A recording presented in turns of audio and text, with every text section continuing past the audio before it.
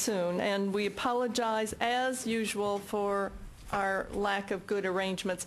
You know, there may be some spots at this table over that's got the computer on it over there. We know this isn't a good setup. We're not pleased with it either, but it's the best we can do under the circumstances. So next time you come, maybe it'll be different. They're supposed to remodel, since they just remodeled this room, remodel starting the 2nd of November, and we'll see what we end up with then. Okay, do you want to test the conference call? Just ask if somebody's on. They already knew the number? Okay. So Sue asked me if somebody who's listening online could test, or not online, on the phone and online perhaps, test the conference call and just talk to us. Is there anybody out there who's actually on the conference call? Are we on the conference call? I don't know.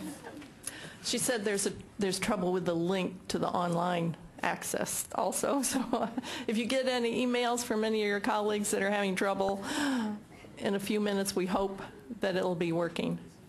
And do we know, is anybody sitting at the corner over here? Okay. So Joe, if you want to sit over here, you're welcome to. We'd like everybody at least to be as much as possible in some place where they can talk and so that people who are trying to listen online can actually hear. We do have a couple of microphones at each of groups of tables over here, and we'll ask that you pass the microphone around if you want to make a comment. I know that is not particularly convenient for the kind of conversation we hope comes out of this meeting, but that's the way we're going to have to handle it. For those of you who are sitting up here, you'll have to press the little mic button to turn on your mic. So there's a little, and it'll turn red at that point. So, and then everybody will be able to hear you very well. For the people who are, or hopefully will be shortly listening online, if you can't hear a question, or we think maybe you can't hear a comment, we'll have somebody repeat it for you so you'll be able to tell what's being said. And we hope this goes much better than our training. I don't know if any of you tried to watch our CBM training, but we have a new vendor, and we just had gotten started and got emails from the very beginning that nobody could hear us and they couldn't really see us, and it was our vendor's server went out. So we hope we'll have better luck today.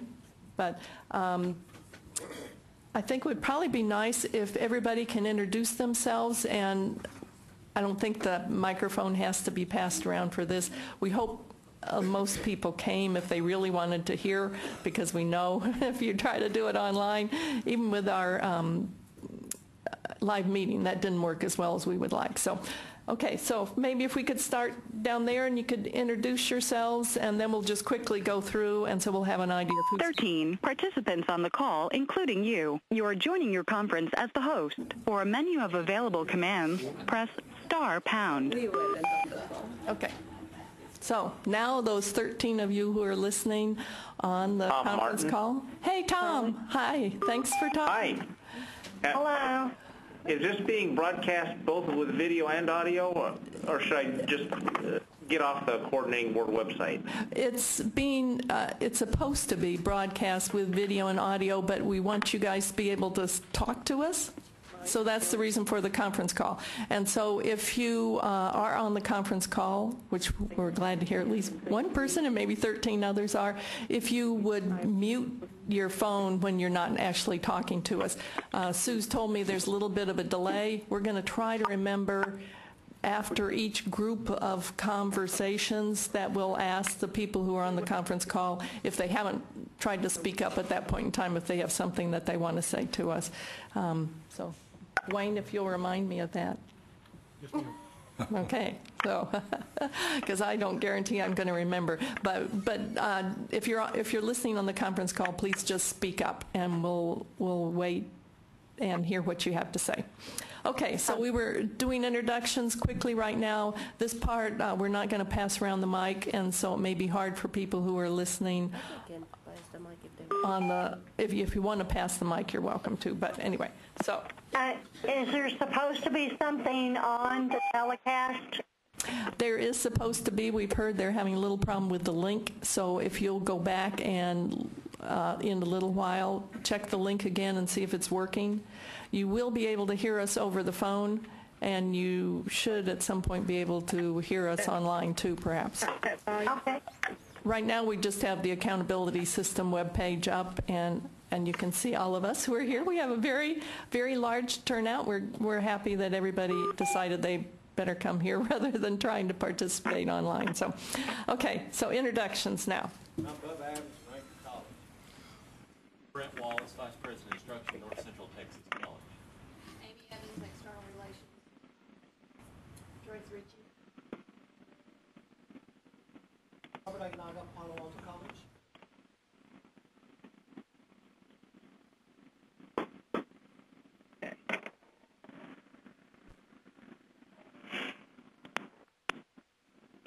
I'm Coral from Midland College.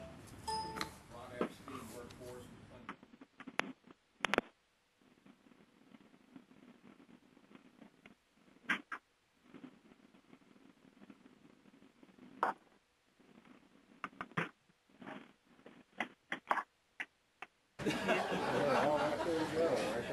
That was from Dallas. Okay, you don't like it. www.ecc.state. And this happened to me today.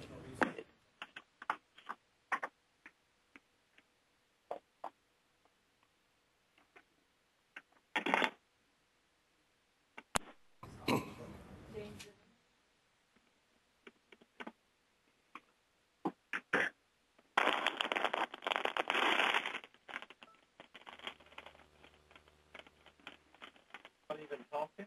Maybe wait until they get ahead of John Johns, Amateur Virginia State. John Ray, Francis Ford College. We can't hear. Ray Stretcher, Lamar State College, Port Arthur. Want to go down here? Come down. Jeff Tees, Lee College. Al Zuka with Lee College. It was right in there. Don Perry with the Dallas Community Colleges. Gabriela Borcoman, Coordinating Board. Janet Banky, Coordinating Board. Wayne Gregg, Navarro College. Do you hear that? Paris. Larry Weaver, Navarro College. Fred Solis, Laredo Community College. Connie May, Odessa College. Chris Blair, Panola College.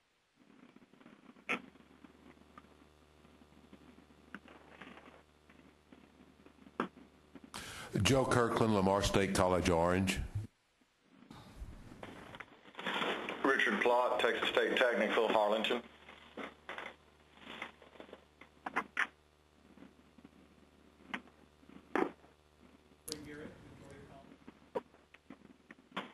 Jason Beach, Texas State Technical College, Marshall. Okay, anybody else who's listening on the phone or online that hasn't introduced themselves? Jeff Howard, Texas State Technical College, West Texas. Mecca Salahuddin, Alamo Colleges, St. Philip's College. Jessica Brown, Hill College. Jack Wardlow, South Plains College. Hi, Jack. Robin Husky, Kilgore College. Hi, Robin. Hi.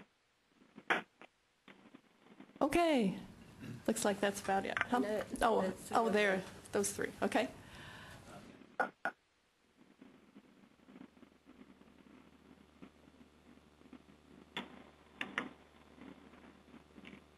Okay, great.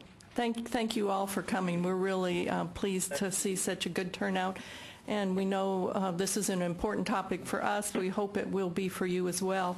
Susan Brown's going to be coming down in just a little while to talk with us. She's going to talk once again about the momentum point issue, and we feel like that's a good topic to bring in with the accountability system because it relates to numbers and reporting and measures and things like that.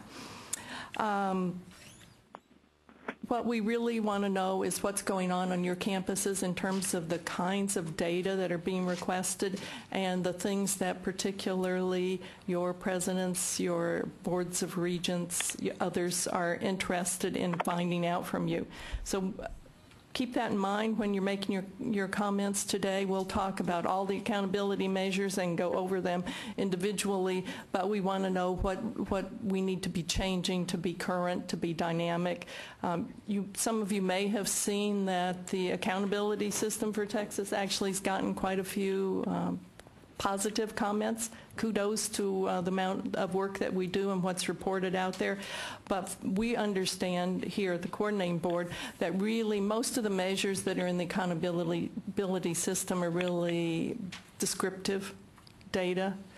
There's not a lot in there that's really truly accountability data. And so we're trying to move more and more towards something that would be a little more indicative of what's actually happening in terms of the excellence of what you do and how the students are learning, all those types of things. So we hope we'll get some comments today for thinking about measures that would lead us in that direction.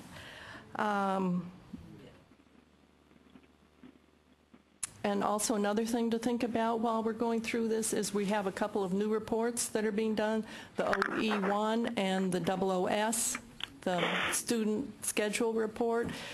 If you can think of things that would be useful for us to start running using that data.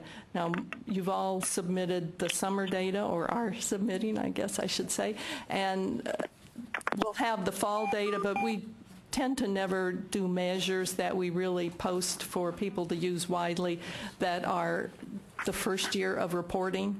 And so we'll start experimenting with some measures coming from the OE1 and the S, and we'll be interested in what kinds of things you guys think might be useful for you to know about your institutions from our point of view, and so that we can compare institutions.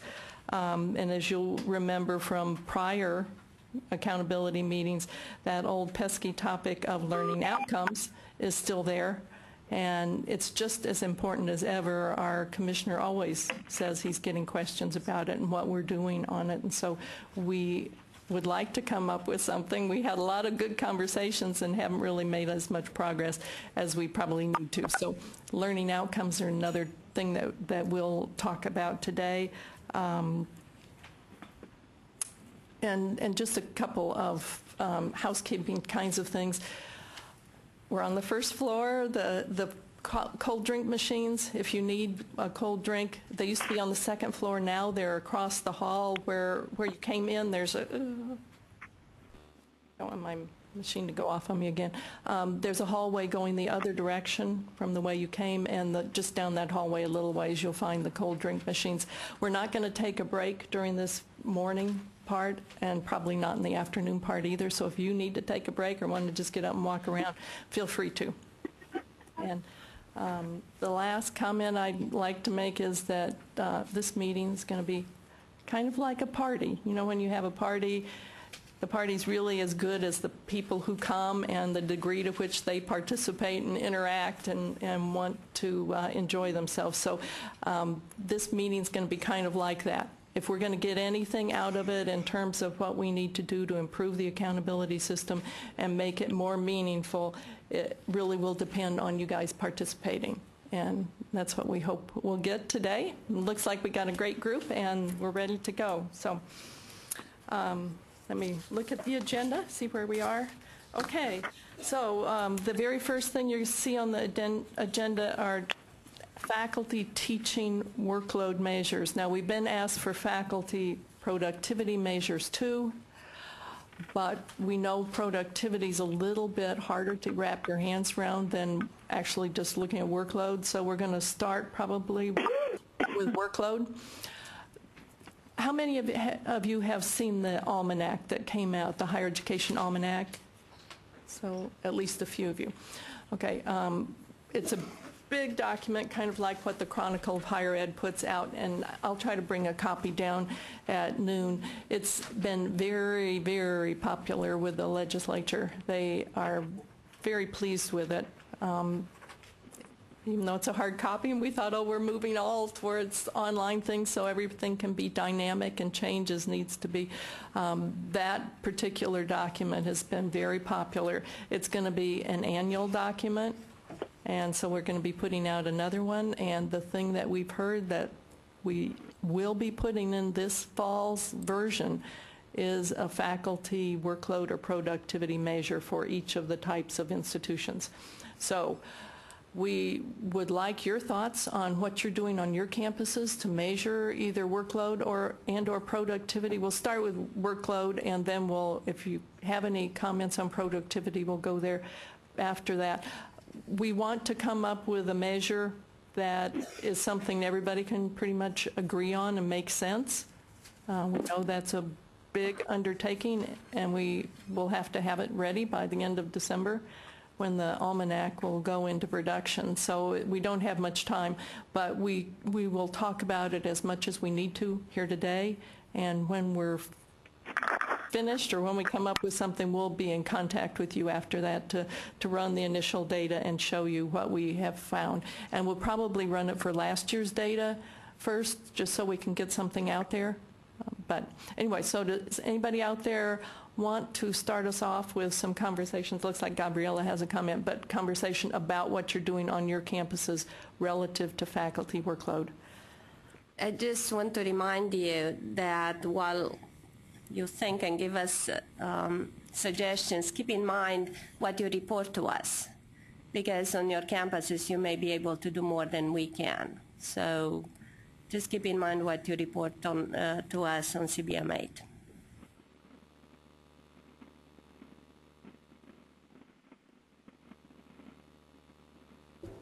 Oh, good. Somebody's reaching for the microphone. Let me ask a question while she's reaching. Would somebody care to define workload? And would somebody care to define productivity? Yeah. You can do that if you'd like. I don't think it makes much difference what I like or what I think. I think it's what does the coordinating, how does the coordinating board define it? I think all we've heard so far is we're to do a measure on these topics, and I think probably they would go along with anything we decide that we want to do. So we're asking for your input on these topics. Including the definitions. Yeah. So Janet, I want to jump in here. Not really, I really don't want to jump in here, but I'm going to. Yeah. For us, the issue is not so much productivity and workload as it is faculty ratios, and by that I mean full-time to part-time. Our issue isn't keeping full-time faculty busy. We can do that really, really well. Our issue is ensuring that we meet some of the now SACS edicts on maintaining the percentage of sections taught by full-time faculty versus either as faculty overloads or by adjunct faculty. Okay.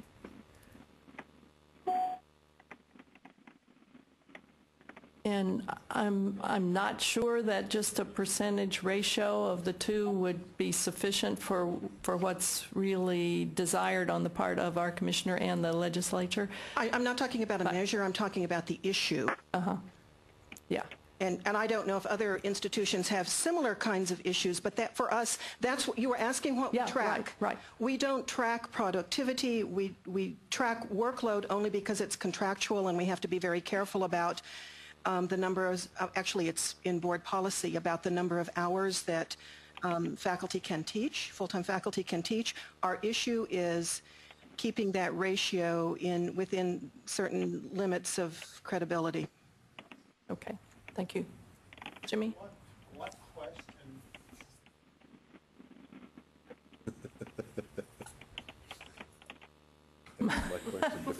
That's a good question. I don't know, and I have not talked to him specifically. I know he's getting the question from members of the legislature, and we need to know what they think they're asking. yeah, and I think probably many of you may work more closely with your legislators from your districts than we do. So if do you ever hear from anybody who's asking you about faculty workload except us? No. Okay.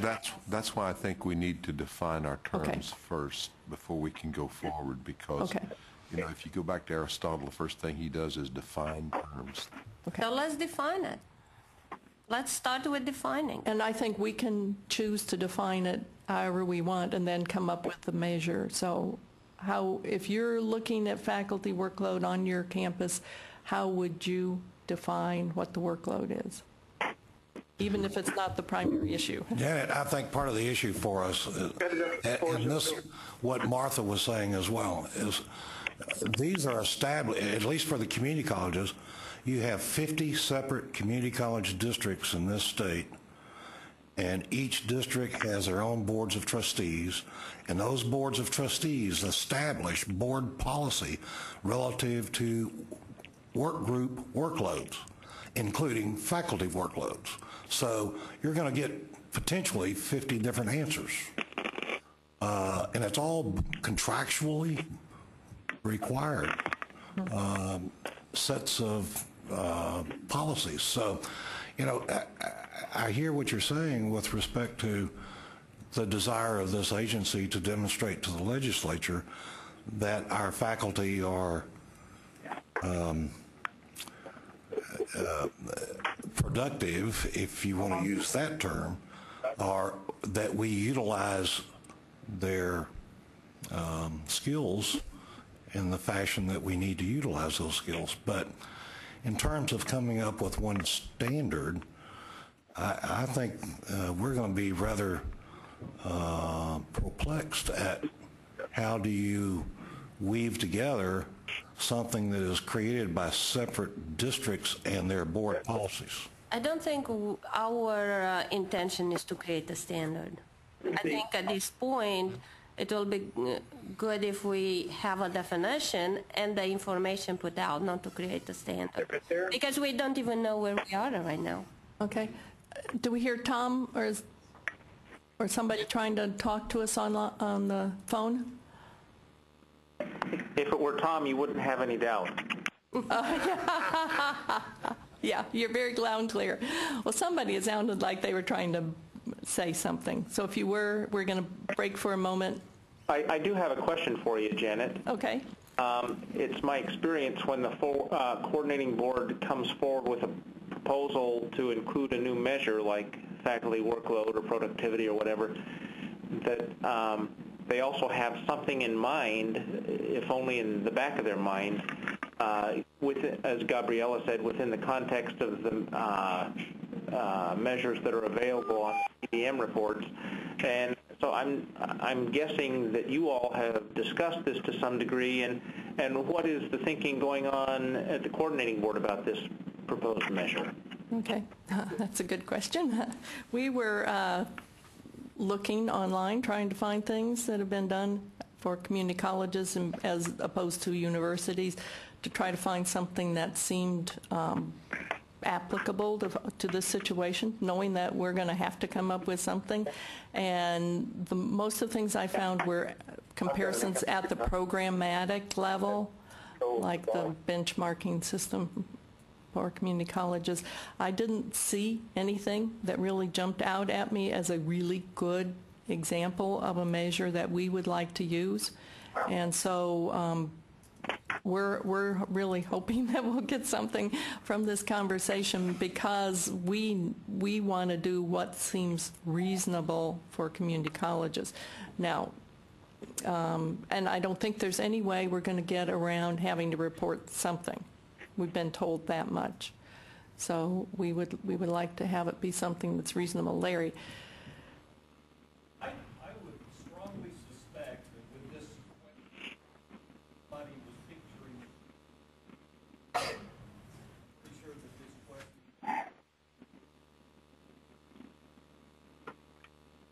workload is how many classes do you teach, how many hours do you spend in the class. University level, that's really where there's the question. It went away. Is how much is teaching, how much is... It was on the previous page at the top. And they were having trouble up there. And they were having trouble making it work. And they said they were going to. Evidently they took it off. Community college level, we're all really They are? similar Not there. to what we expect from our faculty and how much teaching. Can you mention again to mute that? If you are on the call, please mute your phone if you are not speaking, because we are picking up conversations. Thank you. Yeah, I know that. And on the flip side of that, we have no idea what just transpired over the last minute or two. Okay. Sorry, this is not going to be the best for you guys who are trying to listen on the call or online. Those are the only ones. We only have 2 mics, so it's an issue for carrying around. And we can repeat what Larry said, but he is actually going to grab the mic. You may need to turn it on there. Okay, I bet it is now. Yeah, so just to summarize, I think the groups being pictured for this measure, the universities where faculty have research and graduate school and et cetera, et cetera. I think for those of us in the community college level, we have fairly similar expectations from our faculty in terms of workload. And so I think we probably have an easier task defining it at the community college level. I'll just mention what we have been having go on at Victoria College, and I can't speak for what, because this is policy we're working on right now, and I'm not sure whether it's been settled. But we had traditionally gone for a long time with a section-based workload, full-time faculty taught, X number of sections, and then separately we had a informal sort of class size that we expected constituted a section. We do not make any distinction between the type of teaching, whether it's lecture or clinicals or studios or laboratories. We consider all of our types of classroom time, instructional time to be equal. With the advent of online courses and hybrid courses and other structures, we're looking at moving away from a section-based measure to a student contact hour measure.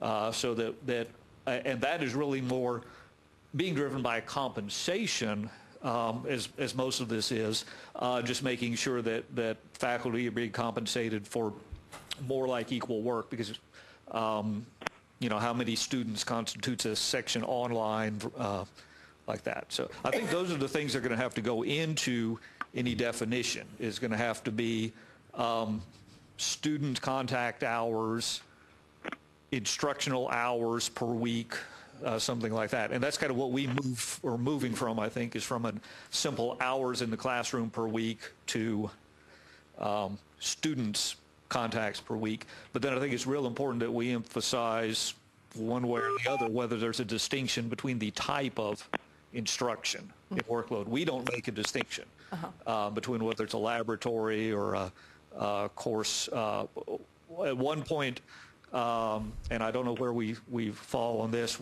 courses that had a lot of essay grading and things like that, we treated as requiring a smaller section size to compensate.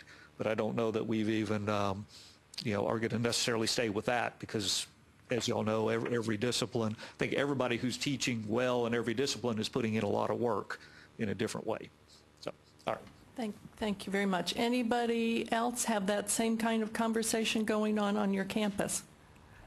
We are in the midst at Tyler Junior College just actually beginning to take a look at the balancing of workloads. We do have a board policy which is followed, but unlike the gentleman that just spoke, who I can't remember his name, we have different proportional value for labs, clinicals, applied lessons, release time for being a department chair, depending on how many people are in your department, how many adjuncts you have. It's really complicated, and as we're taking a look at that, the first thing we know is that there's no consistency across the board, and so there is a group just beginning to gather to look at what we have and try to figure out how can we make it consistent and still be fair to those people that are, you know, teaching the kinds of things where you have extensive contact hours, but maybe you don't have to grade any papers. So how do you balance that out? And I don't have the answer. I just know that we're beginning to look at it.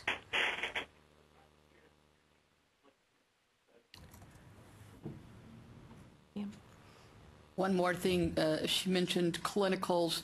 Got to consider in the music area, if they have private lessons, there's a different dynamic there too. So probably pretty standard if you were to take a survey of our approaches within the community colleges. But as Larry was talking about, this new dynamic of technology is changing what we will do in the future. One comment that I'd like to add to that too is that when you start dealing with load reduction time for being a department chair and things like that, very often the load reduction time you get is not really comparable to the workload for the simple reason that colleges have severe budgetary constraints. So even if you start trying to use a measure like that, you're going to be, for the most part, underestimating faculty workloads.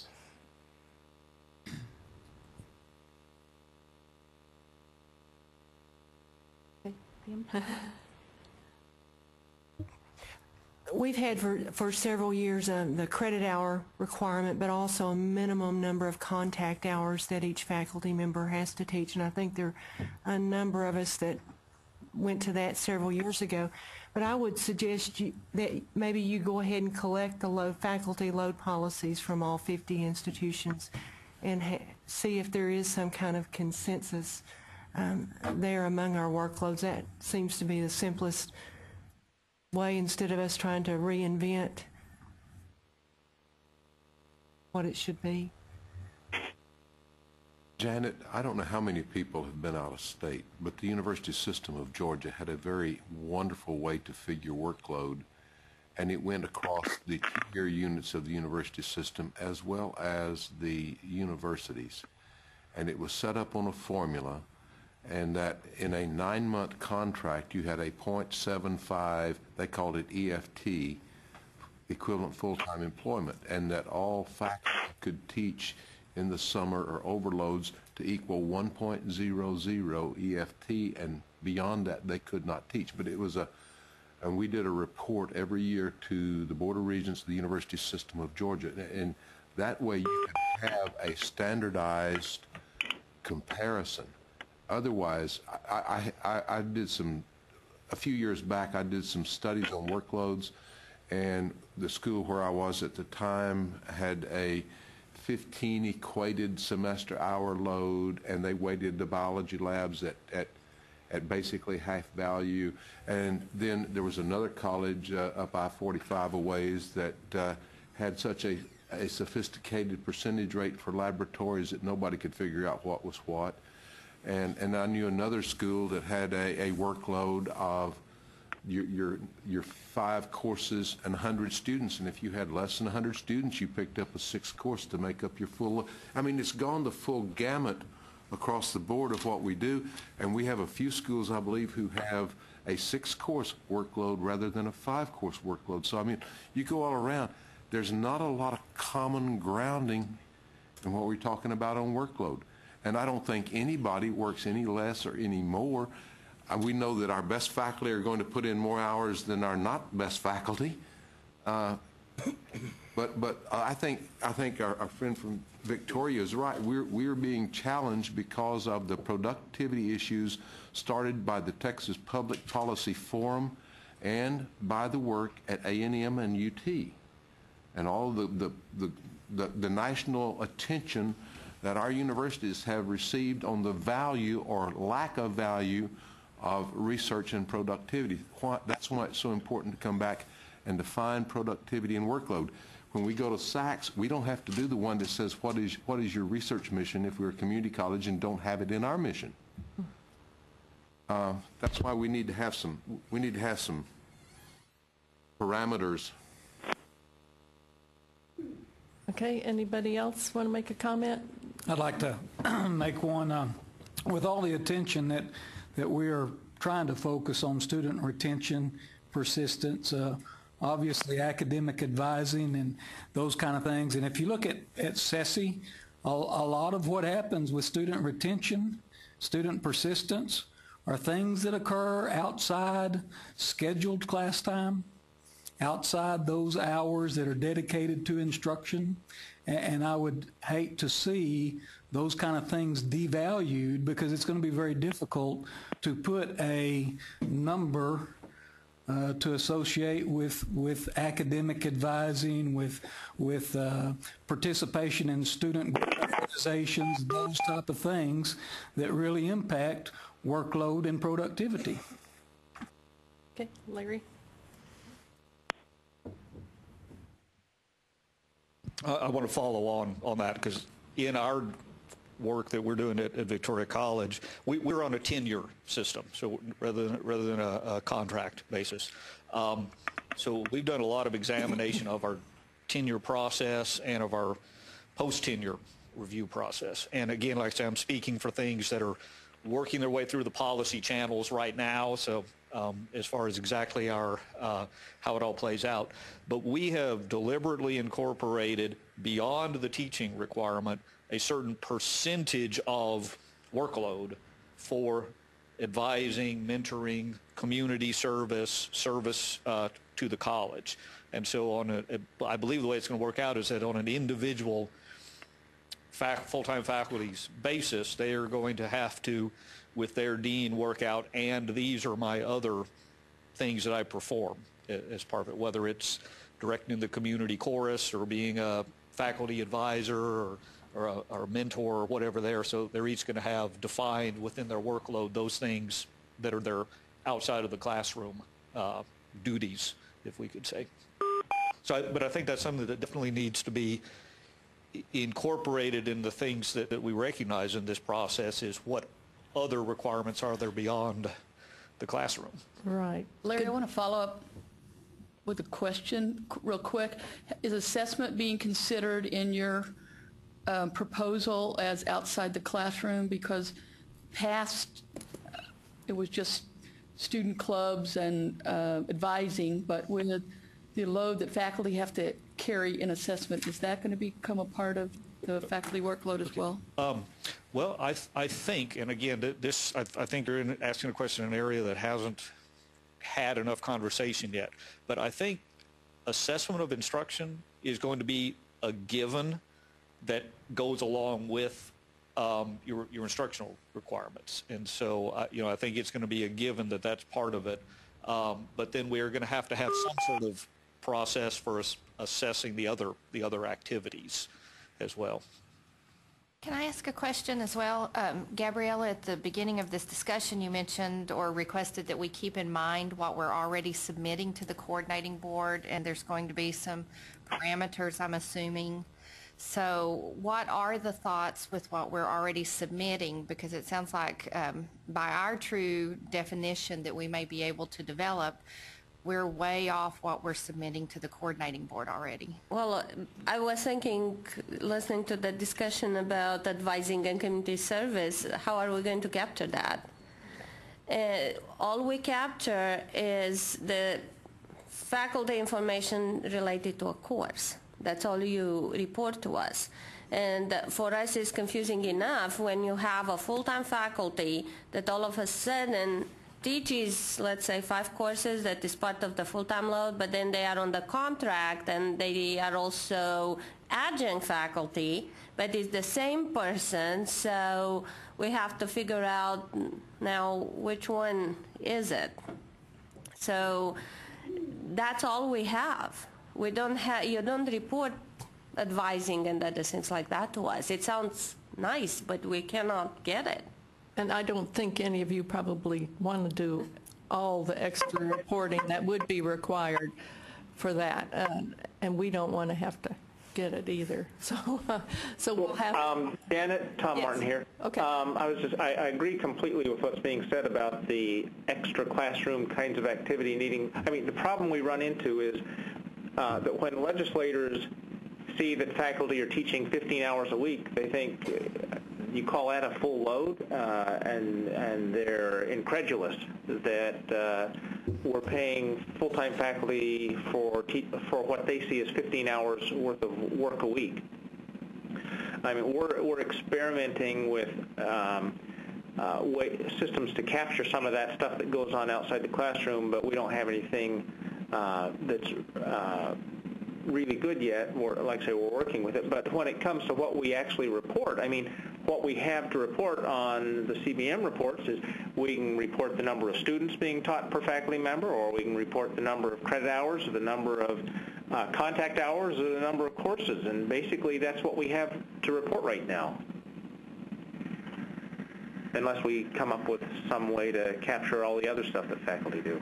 Yeah, and we know that's the primary limitation here. I had hoped that maybe we could get away without having to do this measure for the two-year institutions. And by the way, when we say community colleges, for those of you who are from TSTCs and Lamars, we're meaning you too, so don't feel like you're being left out. But get those of us who are in Lamars and TSTCs the money that go to the public community colleges in.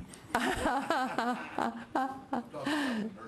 Or the alternative education money that we don't get because we're not considered a public community college.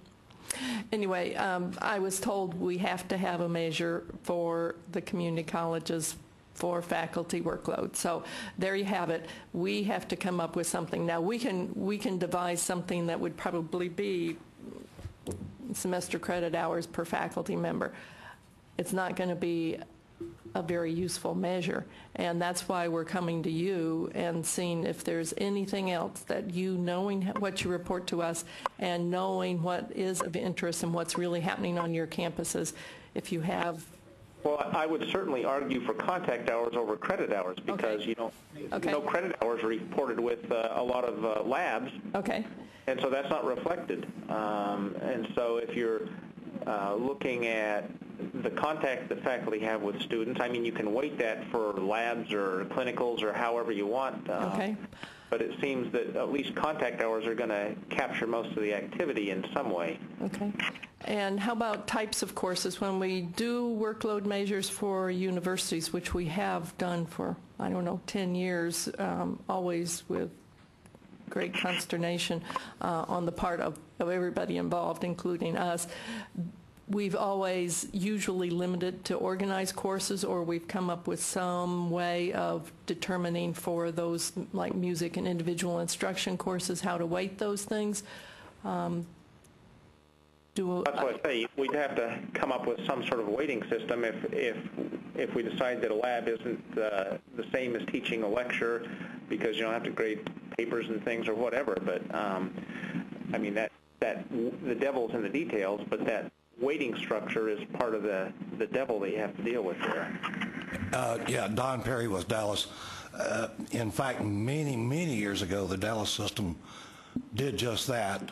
We have a rather complex, if you will, chart that establishes percent of load based on lecture only and then lecture lab configuration.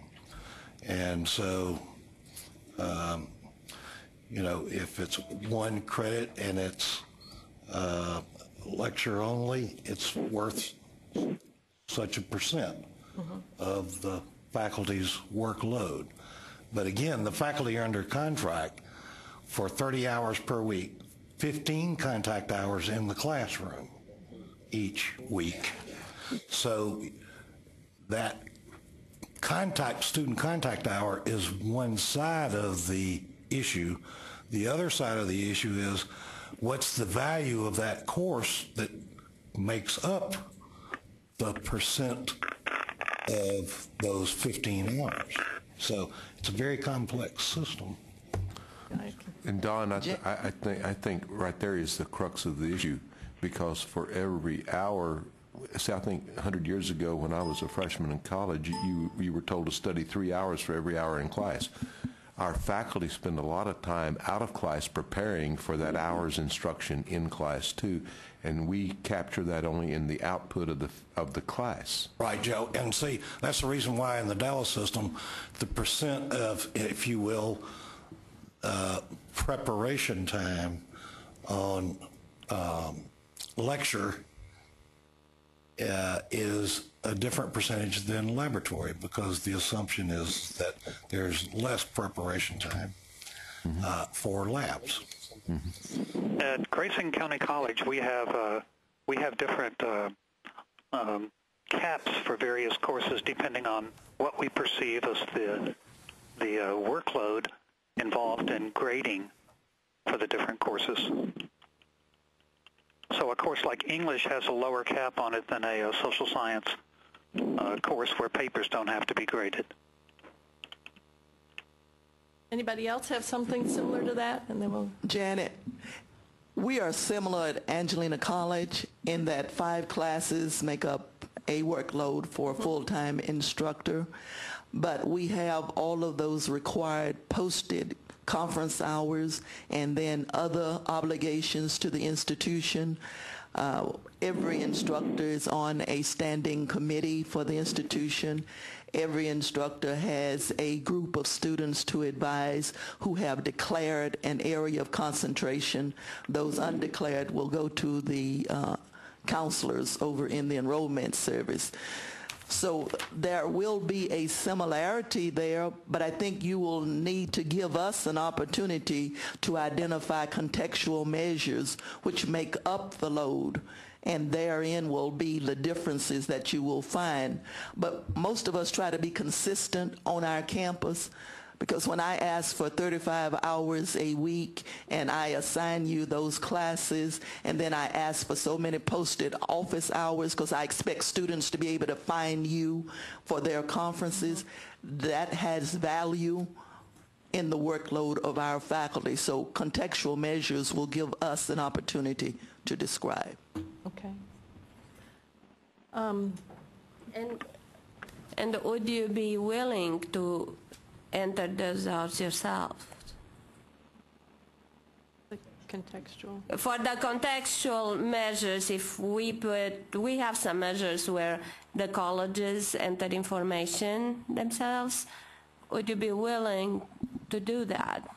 I think once you give us the survey and you have the category contextual measures, we will list those items, and there will be similarities among some of the institutions, and you can come up with broad categories.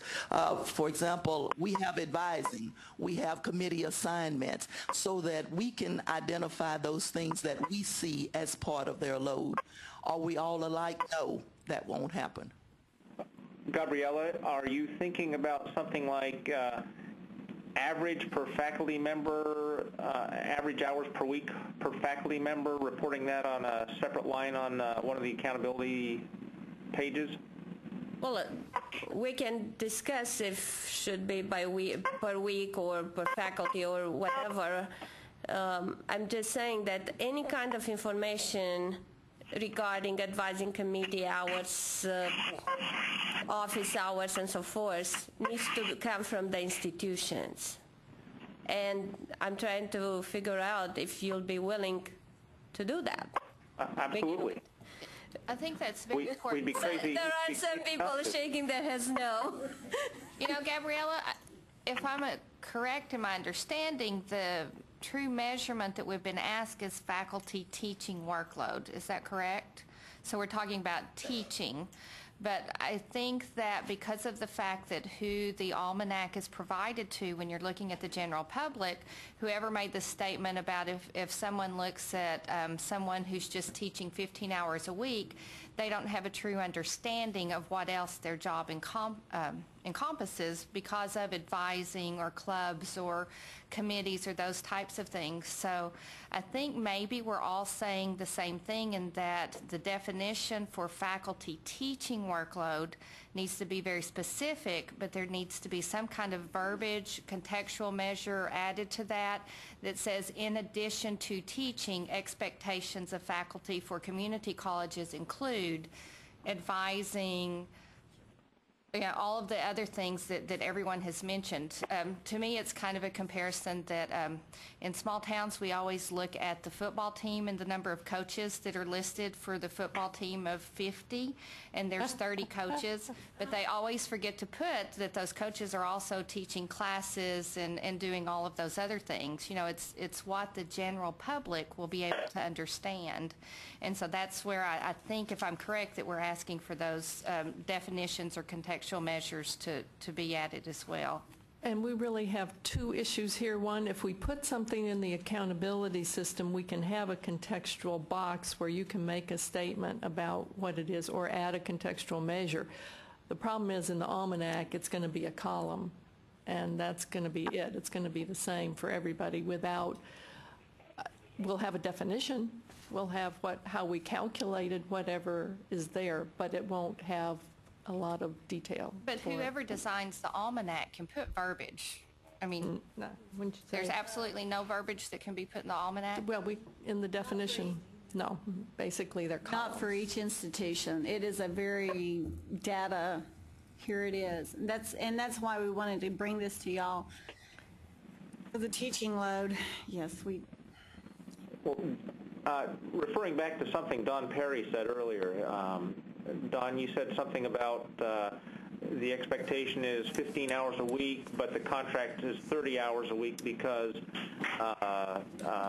there's an expectation that faculty are doing work outside the classroom in preparation and so on. So what Dallas is doing is actually giving those contact hours a weight of 2. Is that correct? That's correct.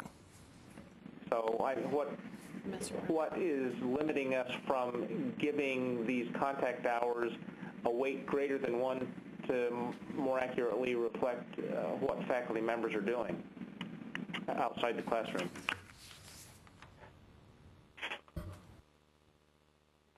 And nothing. If everybody can agree on. You mentioned the usefulness of. I think whatever we come up with will have very limited usefulness to us. I vote for whatever is easy. Now, because it's going to be, especially in the almanac, it's just going to be a bunch of numbers. Not really going to affect the way we do business.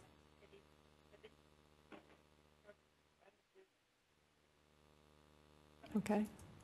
And there is an understanding at the coordinating board that there is a lack of, there's not any consistency, there's not consistency among institutions, but also that just because they're teaching 1 course, 2 courses, 5 courses, doesn't really measure the productivity of a faculty member.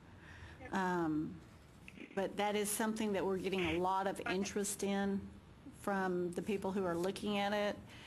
Legislators, when they look at it, they're looking at, well, what about faculty? And we don't have a lot about faculty in there. And that's why they keep asking about the faculty and the faculty per FTE and, which I don't, we're not really getting at the productivity of the faculty. Again, for us, I would stay away from credit hours or FTE and focus on contact hours just because, like I say, labs are not reflected in credit hours or FTE. Okay. This is Francette Carnahan from TSTC. I understand the issue with workload, and we're all on the same page with that. The worrisome thing for me is this productivity, because that really speaks to the senior institutions and not us, because we're not into research, we're not into writing articles and things like that.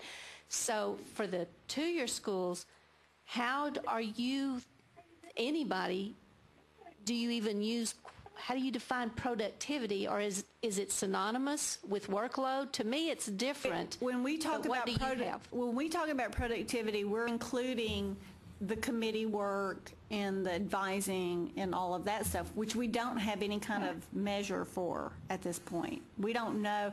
Some institutions obviously say, okay, you're going to have to be on a committee and you're going to have to do this. We know that faculty members do that, but we don't capture any of that information. Right. For the workload, and that's why we did talk about doing a faculty teaching workload to try and make that distinction. I think we would prefer that it all be incorporated into a workload, because at the system level, we have a very broad definition of workload, which includes all these other things. And each college within our system has their own workload policy or COP. procedure. And while they're similar, because we set minimum standards, we can track in our ERP system all this other stuff, but the workload to start tracking all that stuff is just, I don't know how the colleges, with what we're doing with budgets and everything, will be able to do that, to ask department chairs or somebody. That's the issue, is for us to track it. Well, and it may be that we do a faculty teaching workload and then just put all sorts of, this is what it measures, this is what it doesn't measure, and make sure that we have a lot of, this is what it doesn't measure. We would like to not put it in there. Can you do that, Susan, if it just has columns? Because that's what I was talking about. We will put that in the definitions, and we can put that, I mean... That's all I asked. Yeah. Well, yeah, we can put whatever we want in the definitions part, but what we can't do is, there's not space in there for each institution to write stuff up. I mean, for those who haven't seen it, it's... In a hurry to have a question answered? There is no space. The website is a great resource, and we're not going to be expanding it. All you need to know about Navarro. Just log on to www. I came this morning saying I was going to sit in the back and be quiet. I just can't be. One thing that in working out the measures or whatever, something that's going to be a hugely confounding issue, especially when we start looking at the four-year schools, is going to be class size. You're not alone in your desire because we're going to run the extreme from the perception of very low class size. Is that low productivity, or is that high touch, high productivity, and then the huge class size? So I originally thought that there might be some ratio, student to contact hours per instructor, but dealing with really large class sizes, you can have a person not actually working a lot, but getting lots of student contact hours. So just something to say that's got to be somehow. It would be an average across, yeah. And it's going to be as useful as an average is, Yeah, unfortunately. Once again, for those of you who are on the conference call, if you could be careful not to let your phone make any noise. We seem to be getting, maybe when somebody's muting, some background announcements. It sounds like somebody has the call on hold. Yeah. Somebody at Navarro College has the call on hold. Dwayne's going to write to them or call them and say, don't put it on hold. Anyway, so thank you. 7343. Testing Center. Yes. 903-875-7457. Human Resources. Going to talk about workload. I made a copy of our workload, and I noticed that since May of 2009, we have revised it 10 times, and it's still in draft form, and it's 7 pages long. And I'm an academic dean, and I'm responsible for doing the workload assignments for all of my faculty, full and part-time. And if we have all of these things that we're going to have to account for that is not automated, this will be an absolute nightmare in trying to decide workload. Currently, we have 15 credit hours for full-time, but we also take into account prep time and office time. And for the clinicals and lab types, it's 21 contact hours. It's full-time, in addition to prep time and office hours. But whatever system we have, I hope that we'll make something automated. Otherwise, to just figure out one person's workload will certainly be a nightmare. Yeah, and I think we will do it using the existing data that's already reported to us, which is going to be a limitation, but it's also going to be a benefit for you because you won't have to report a lot of extra things. But and Gary, there's the mic. Our student athletes are truly champs in the classroom and the playing field. Well, like I said before, though, if we take what Don was saying and weight the contact hours with a value greater than 1, depending on, it could be 2 for a lecture, 1.75 for labs or whatever, to reflect some of that out-of-class time that seems like something worth discussing. Okay. Well, we're going to have assignments. Of course, they would have to be done pretty quickly. Yes, Gary. At Grayson County College, we measure student contact hours per faculty member, which is a formula of the number of students in the class times the number of contact hours in each class. That way we can compare from faculty to faculty how many total student contact hours they've taught. That may be a little more reliable than the number of contact hours in a course. And that is something we can do with the information that comes to us. And I would also add that it's really difficult to figure out how much work faculty actually do, and the chairs are probably the ones who know that the best. The farther removed you are from the person who directly oversees the faculty, the less you know about how hard they're really working. And there are so many things that factor into that. I think we have to look very carefully at the fact that teaching is only a part of what they do, and different disciplines require more out-of-class, not only preparation, but advising and one-on-one office time and grading and things like that. So it's really difficult to say that one faculty member is working a good 40-hour workload and another one isn't, just by looking at their contact hours. 903. Yeah, I think we all understand the limitations of what it is that we're trying to do. So, Gary, you want to just... 75 74 57. Human Resources. 903 875 73 36. Business Office. 903 875. Those are looked at differently in institutions other than regular classroom and lab courses.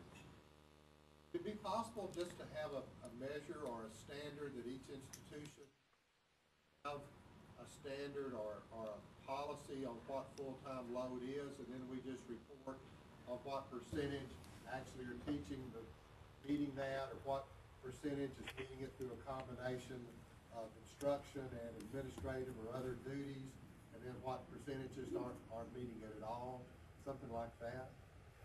We can look at that. You are supposed to already have a workload policy. All institutions are supposed to already. So if we could just say, what percentage of your students, we can look into that one. That would be a report from, we can look into that as a simplification.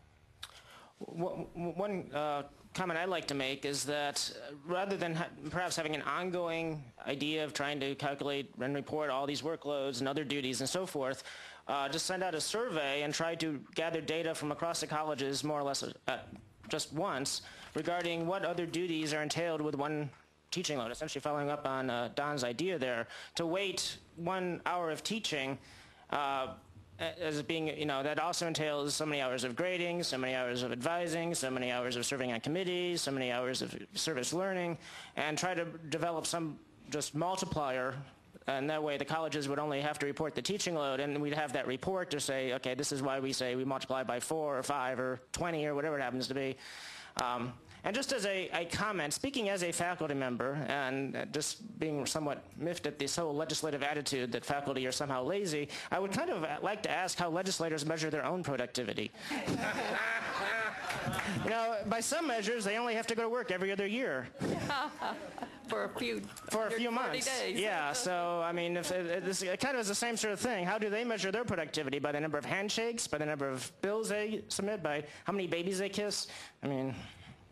Anyway, just wanted They control the purse strings. They don't have to measure their productivity. Good point. That was not said by anybody associated with the coordinating board. There's my disclaimer, y'all. Well, I think actually, even though this has seemed rather chaotic conversation, I think we've gotten some ideas that we can work with, and later on we'll be giving some assignments out and get a few people who are still willing to work on this topic, and we'll send something back out to you on our proposals and work with just a small group, and then if we can come up with some collective consensus, then we'll send it out to everybody for comments. We know that this won't be a perfect measure. We know there's no such thing when you're trying to make something as complex as what faculty do, a one-dimensional kind of measure. So we sympathize with the fact that it's not going to be everything that everybody would like it to be. On the other hand, we have to come up with something. So we will work based on what the conversations that we've had so far. For those of you who are on the phone and hopefully online, just to let you know, Susan Brown has joined us. And because Susan's not going to be able to be here for the entirety of the day, I'm going to ask if there's anything that she would like to talk about with you. One of the things and it's way down at the bottom of the page on milestones, I just wanted to kind of get everybody up to where we're at with the formula advisory committees. I think we are still somewhat in agreement on what those momentum points, the milestones should be. And I don't know who's running the... Oh. Others. Oh, yeah. Okay. Pam. Pam's up to date on all this. Sorry about that. I think they're still working on how it could, different ways of funding it and how it would, whether it's compared to each other or compared to yourselves, or because I know we've got 2 or 3 different things that we're working on trying to get. For those that aren't familiar with the milestones or momentum points, there's points would be assigned on getting students math ready or English ready.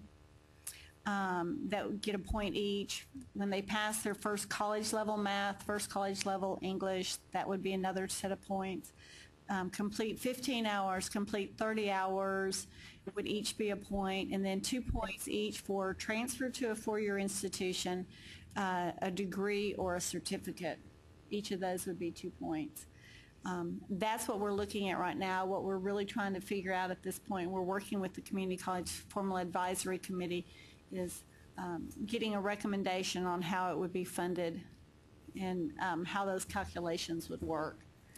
So Susan, in addition to what's currently listed in accountability for the milestones, it would add the passing the first college level English course. Yes. Yes. Okay. Math readiness, reading, writing readiness, yes. There is another one that is passing the first English level course, college level English course.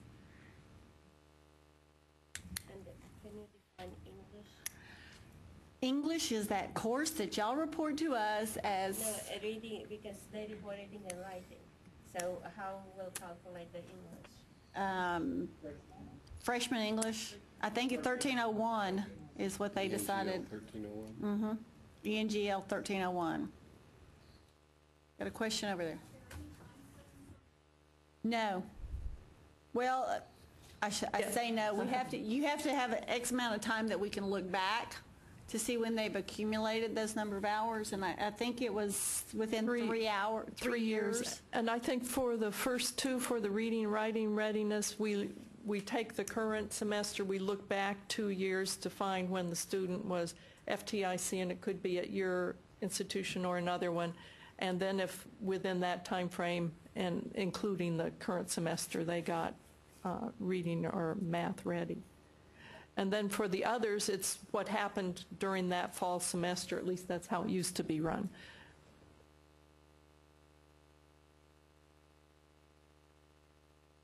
If they did it that semester, or that year that we're measuring, if they did it within that year, if they reached that 15 hours within that year, or the 30 hours within the year, or they passed that first college level math or English or what, that 1301, that is when you would get that point for that student.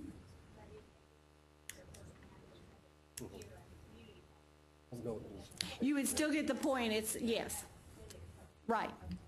I know the first 2 refer to FTIC, but they have to be FTIC at your school. What about No, they don't have to be FTIC at your school. We just look back to when they are FTIC. 2 years. Yeah. Yeah. Well, we're not doing a cohort. We're looking back. They can transfer in, but when they complete 15 hours at your school.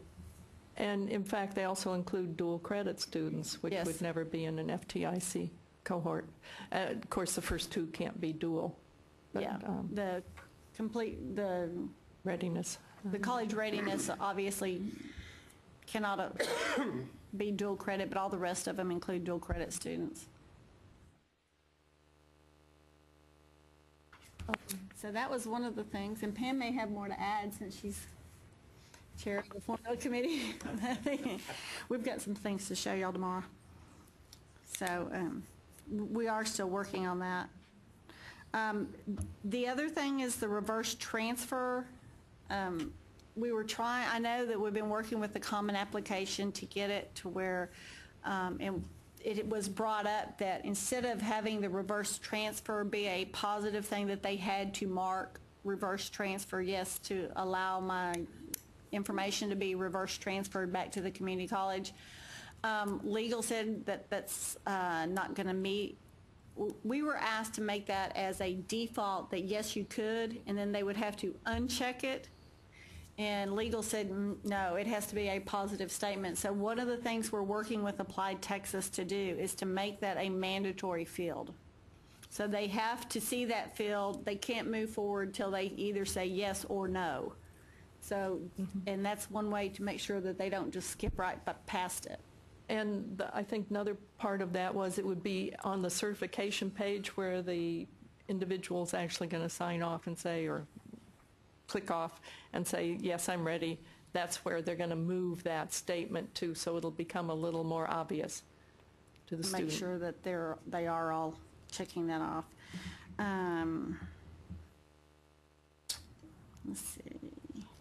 Those are the big ones I wanted to make sure that we talked about. Okay. And I'll listen in for a little bit longer before I Okay. go to Anybody that. have any questions for Susan? I've got a question. This is Tony Stanzo at Grayson again. And I was wondering if anybody's ever looked at the core as a milestone, at finishing the core. There's so much emphasis on that these days, and it facilitates transfer to other institutions. Has anybody ever talked about that? Those that were on the committee with TAC may remember, but I think that was discussed, and they felt like it was the 15 hours and the 30 hours, and then the transfer to the 4-year kind of all took that into account, and somebody else may have a better memory than I do. I guess the only reason, the only place that could be important is between the 30 hours and the completion of a degree. Especially at our institution, it represents 44 hours, and that's a milestone in its own right to finish the core. Yeah. Most workforce students will not. Sort of like more negative. And So Tony, that may did you be- hear that comment? No, I didn't. It was said that most workforce students do not complete the core, so it was a little bit uneven for those institutions who did a lot of workforce training, that it made it kind of lopsided against those institutions that do a lot of workforce training, and so that's why it was left off. And yeah, well, the workforce training people don't transfer either. That's another. Well, but if they get a certificate or degree, they're still getting those 2 points. Yeah.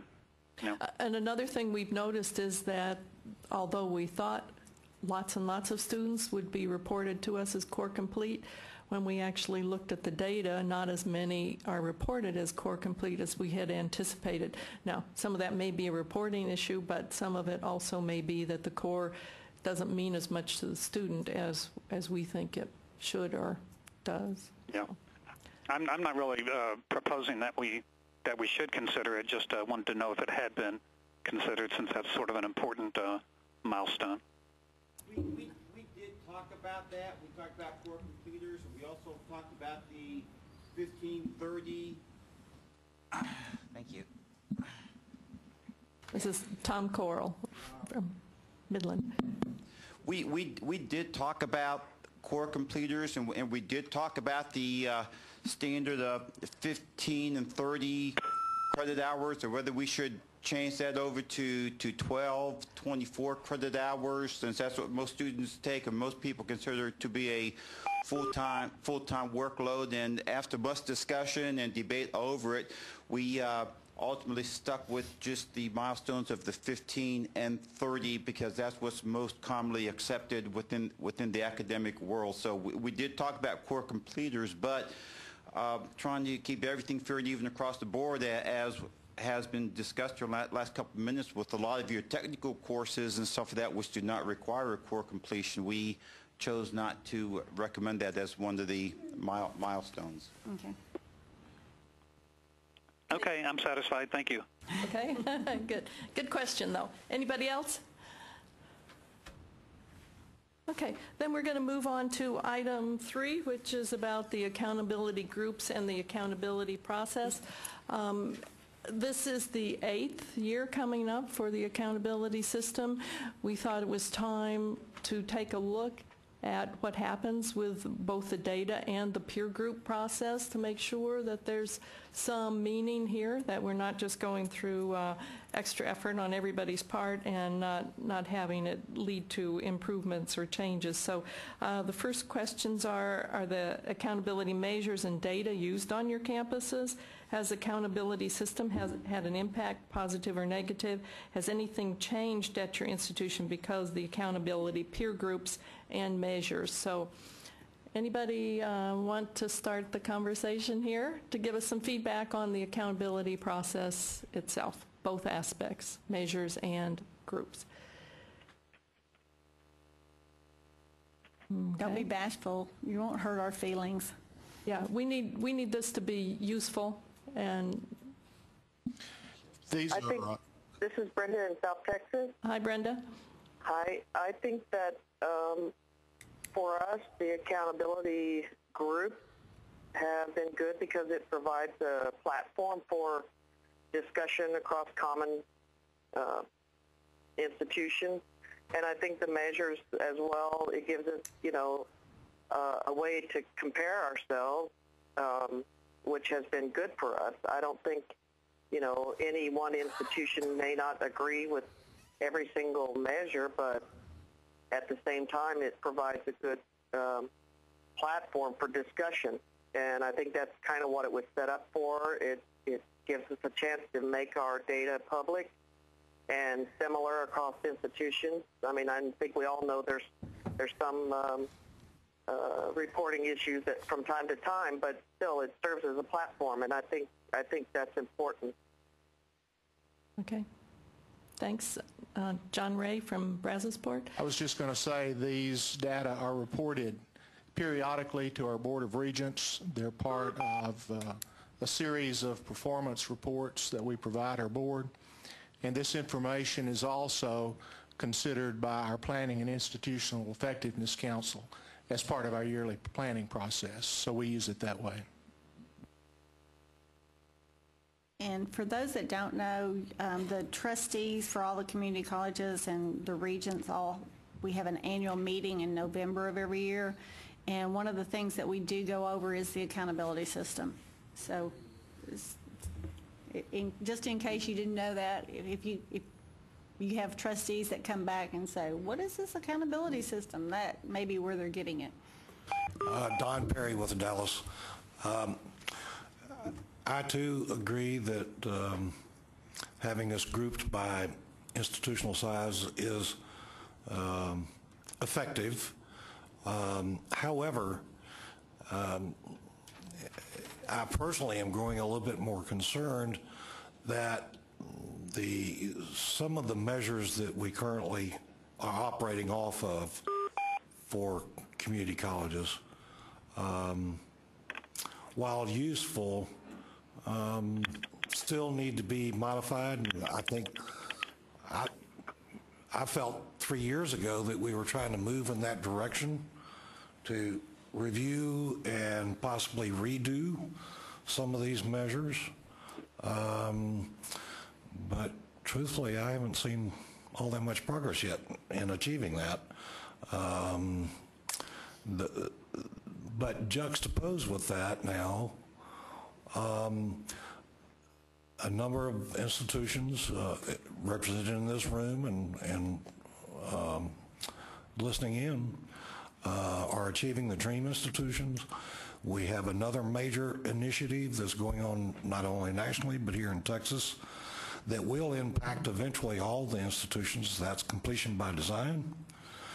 There's going to be all kinds of data sets that we have to deal with respective to those initiatives.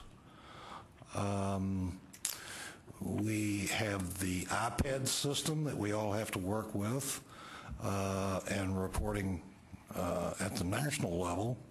So, part of my personal concern is that we're awash in data, but I'm not sure that it always tells us what we really need to know. Kathy?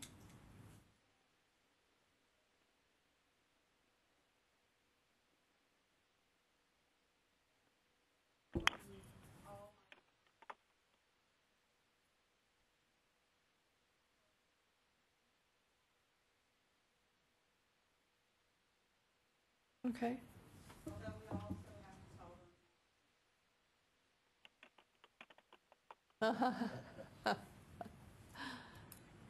Our institution feels the same way, that it's more useful to us to look at regional comparisons rather than just by size, because other institutions our size, they're really not our competition because they're so much farther away. Okay. Well, good point. We would be able to include, we now include the groups in the breakouts. We could include the regions, and that would be something that wouldn't be hard for us to do. So if that seems to be, and I see lots of nodding. And I should mention that... That's without getting rid of the size groupings, correct? Right, right. This would just be for reporting of the data and make it a little bit easier so you wouldn't have to pull separately. All these things we'll be discussing here really are for next year.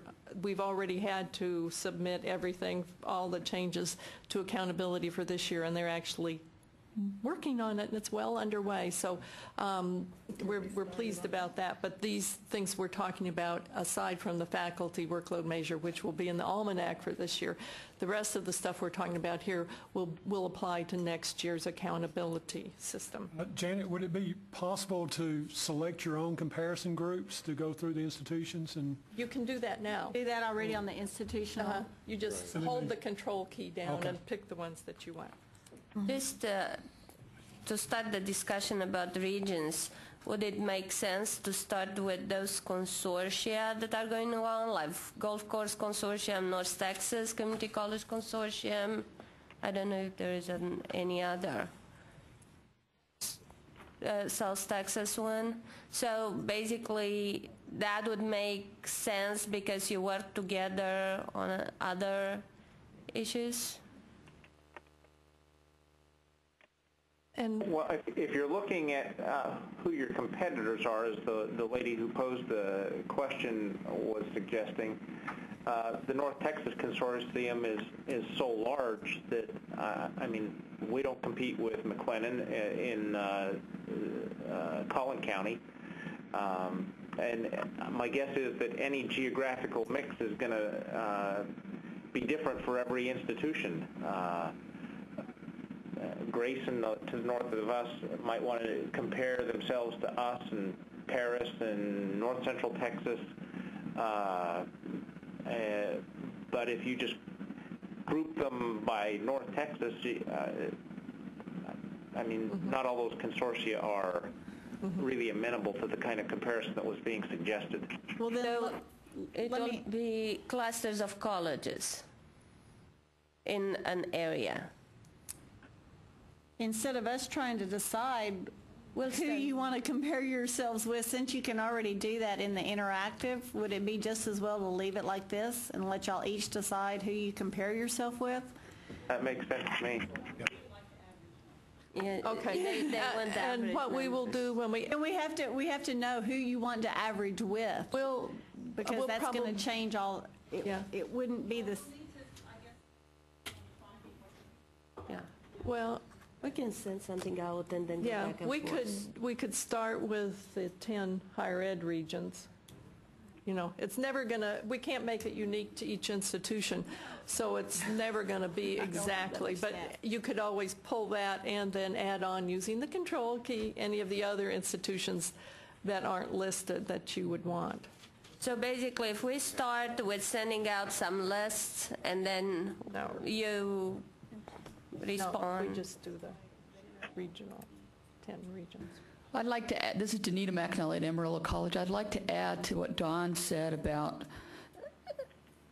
achieving the dream, because 28 of the 70 institutions in Texas are now achieving the dream institutions.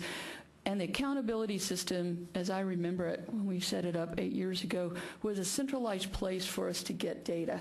Now we have 2 places for those of us who are achieving the dream and this. I personally use the accountability system a lot.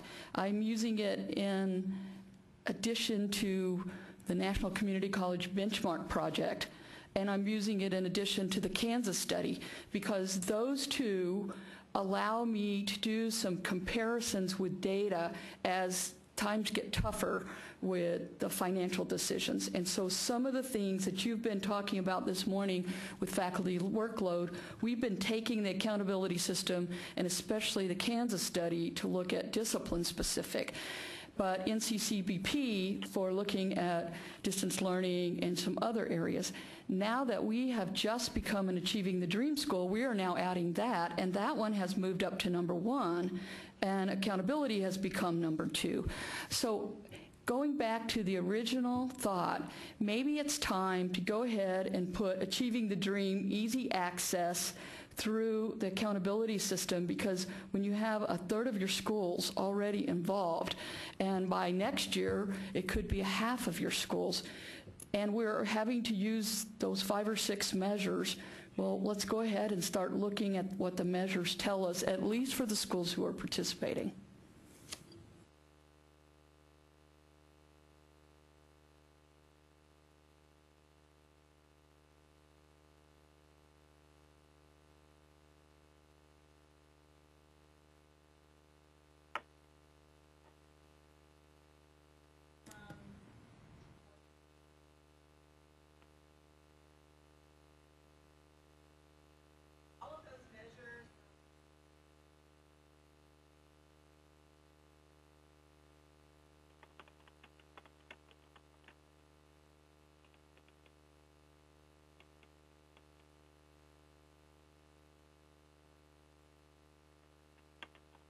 Can somebody use a microphone so we can hear on the call?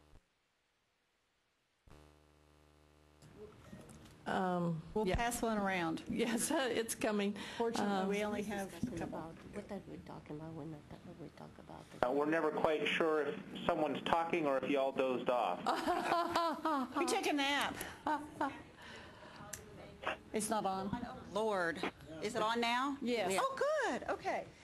This is Kathy Fredericks College of the Mainland. We've been part of Achieving the Dream now for 5, I guess we're going on 6 years, and we use the accountability system, we use Achieving the Dream measures, but in my opinion, the accountability system is vastly different in terms of the students that you're looking at, the cohort that you look at with Achieving the Dream. I would not want to put those 2 systems together. I would not want to include those data in the accountability system for numerous reasons, but I wouldn't be opposed to having a flag in the accountability system that identified an Achieving the Dream school.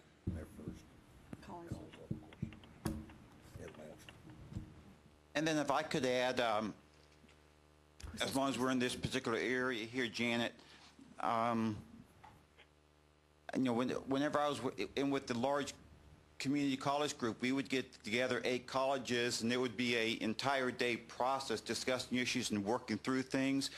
Now with me being in the medium community college group, we have 25 colleges that we bring in, and I think realistically bringing in 25 opinions, 25 colleges and trying to get consensus in any type of issues is kind of overwhelming. So whenever we're looking at the peer accountability group, I'd appreciate it if a look was given again on the breaking them down by sizes, maybe expanding the sizes or something like that. But I think bringing 25 medium community colleges together at any one time, we normally spend the first hour to the first hour plus with people just introducing themselves and trying to get things organized, much less trying to move forward with the meeting and all. So if some thought could be on that, the colleges have all grown over the years, so just some thought on what the cutoffs and enrollment numbers would be as far as your peer groups are concerned. Okay. Just going back, that medium group was divided into A and B, and then the decision was made to put them together because it didn't make sense to have two groups for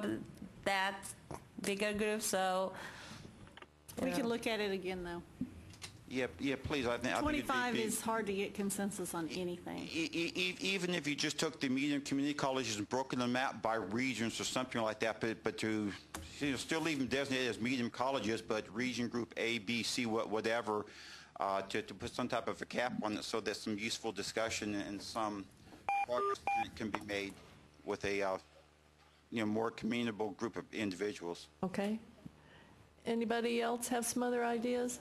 Janet, I think this was mentioned last year, but if there's a way to archive the reports from year to year so that you don't have to go back and select individual measures, but you could look at the reports in their entirety, that would be very helpful, because sometimes board or whoever wants to see last year's complete accountability report. And from what I understand, all you have access to now for the complete report is the current year.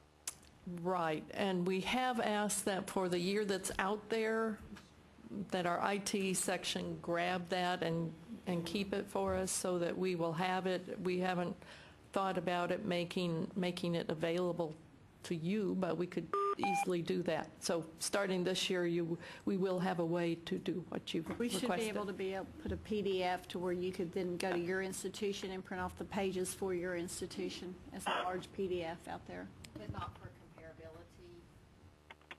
Well, all of them would be all out of them there. Would be out there, and you can go them. in and they'd be in PDF format. Yeah, and you can always get to the data using the interactive. Yeah. Uh-huh. No. Yeah. I wanted to talk about, in the past, I've requested data that's disaggregated, and maybe having some information on there where, say, for instance, if I'm looking at transfer data to institution, maybe I can disaggregate and pull out exactly the top 5 schools that my students transferred to without requesting that information from the coordinating board as a separate request, but already captured in the accountability system. Okay. It's not in the accountability system, but it is online. On the web. Yeah, we can show you where that is. And when we talk about measures, I don't know that we want to talk about individual places people are transferring to, but that would be the time to think about, are there ways to change the measures that make them more useful for you? So if you it's a transfer report where you have that, and it's by institution that they transfer to. I'll try to. I have one other thing I just realized that came up this morning. Do any of y'all look at quality of your students? This was raised in a totally different context, and I knew I was coming here, and I told them I would ask. I didn't know if y'all do like quality. If you're looking at different degree programs, does anybody look at quality of the program, and how do you look at that?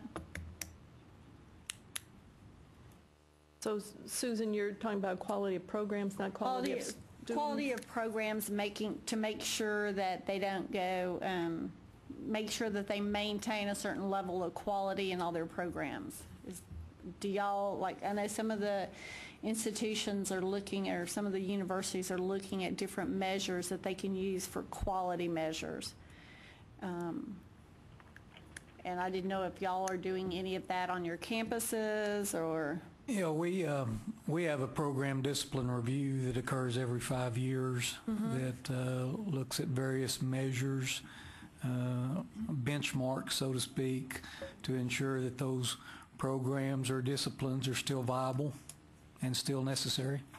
So, and I think that's probably done on an individual basis on every campus. Okay. Yeah, I think, Susan, that what you're talking about is called program assessment.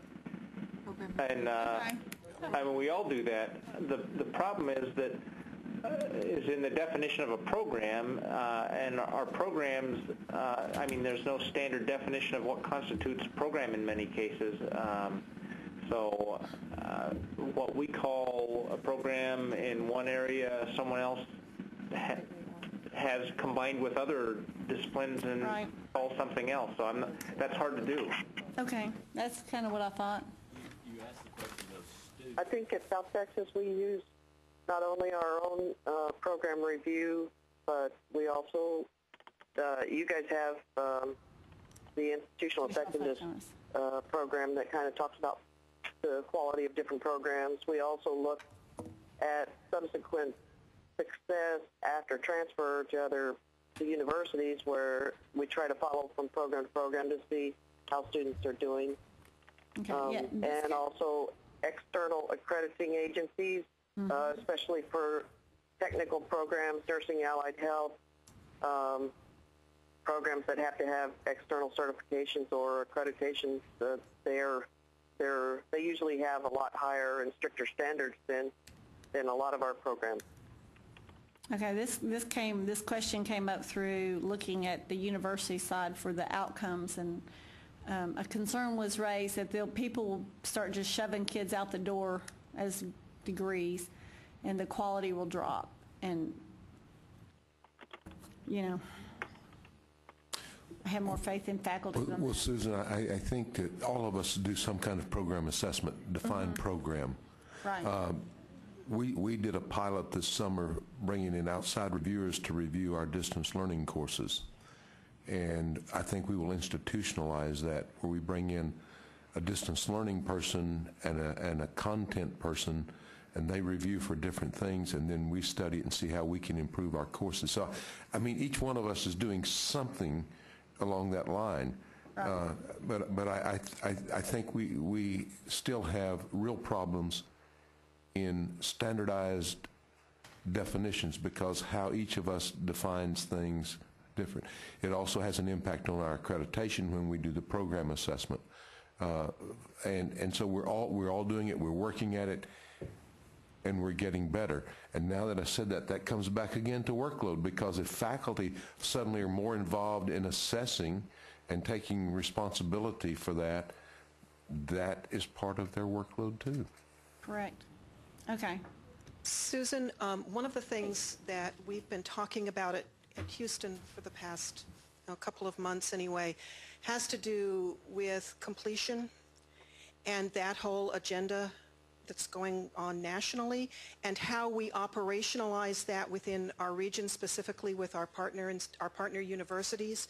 The issue is, we can identify students who go there. We can identify, even through the National Clearinghouse, students who get degrees. What we can't do is determine exactly what's going on after they transfer on a almost program by program level, sometimes down to the course level. We're beginning to be able to do some of that through pathways, and those conversations have happened. I think that there's going to be a need for additional reporting capability once we have the OOS and we can get grades and we can look at those kinds of issues. I was about to say, once we get the S in and a little smoothed out, first year data, don't ever use type thing.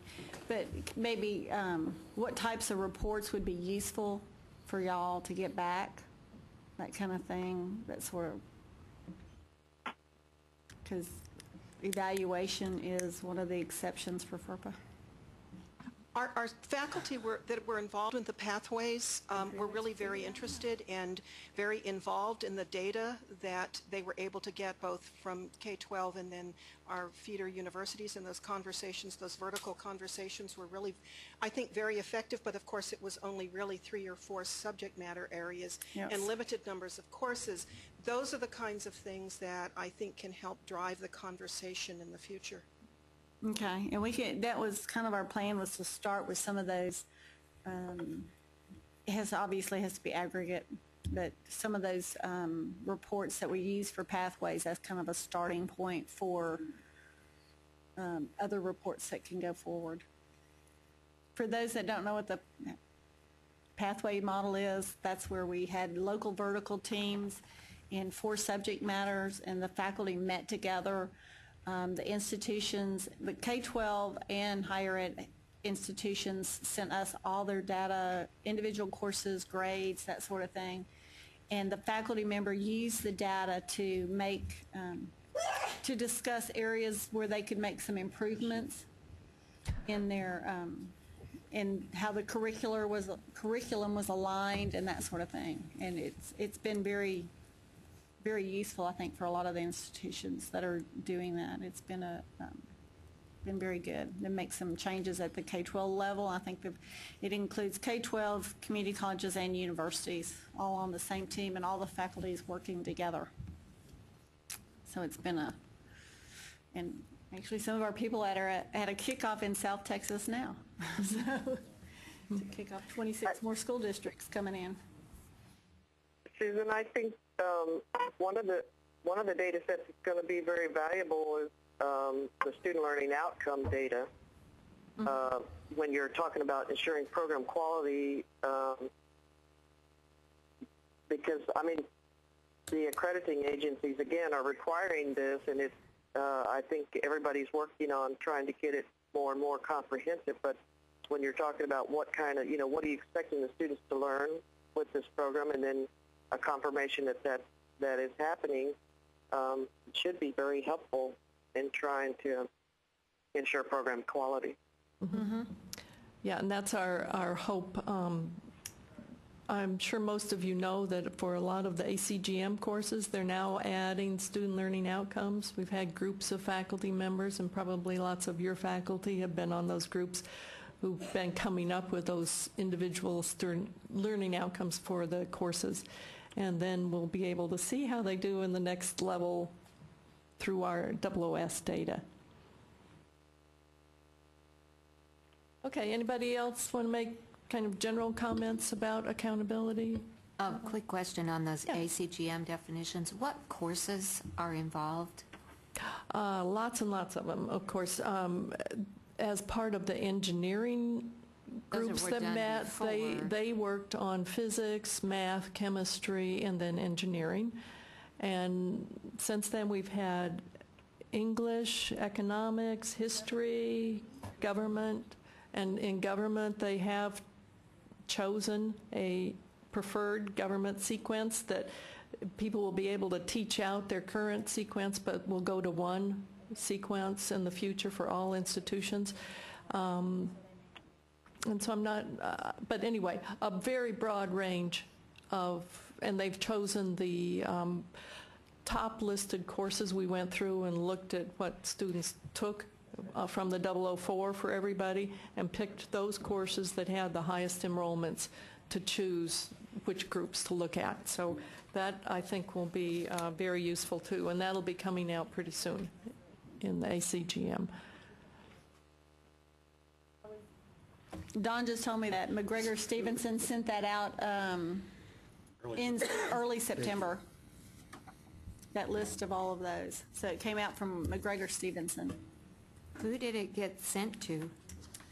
Chief Instructional Officers, Presidents, Chancellors. Now I know who to ask. Thank you.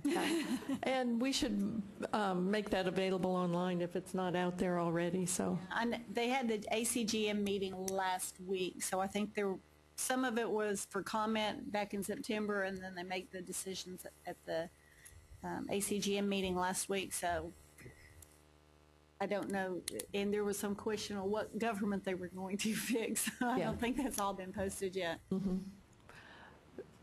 So at this point then, once it becomes part of the ACGM, everybody on your campuses will want to know, so that you'll be able to teach those things that are expected for students. The edition's supposed to be out. Of the ACGM. Mm-hmm. Don says new edition of the ACGM will be out in November. So pretty soon. And all these are efforts on the part of all the institutions and the coordinating board to come up with something that makes more sense for students so that it's easier for them to transfer and easier for them to succeed once they do. Okay, any other comments on that part of? Janet, I just have one question. Yes. You said one thing that triggered this, and I know that I know the answer already, but will there ever be anything done to get the universities to use the ACGM numbering system?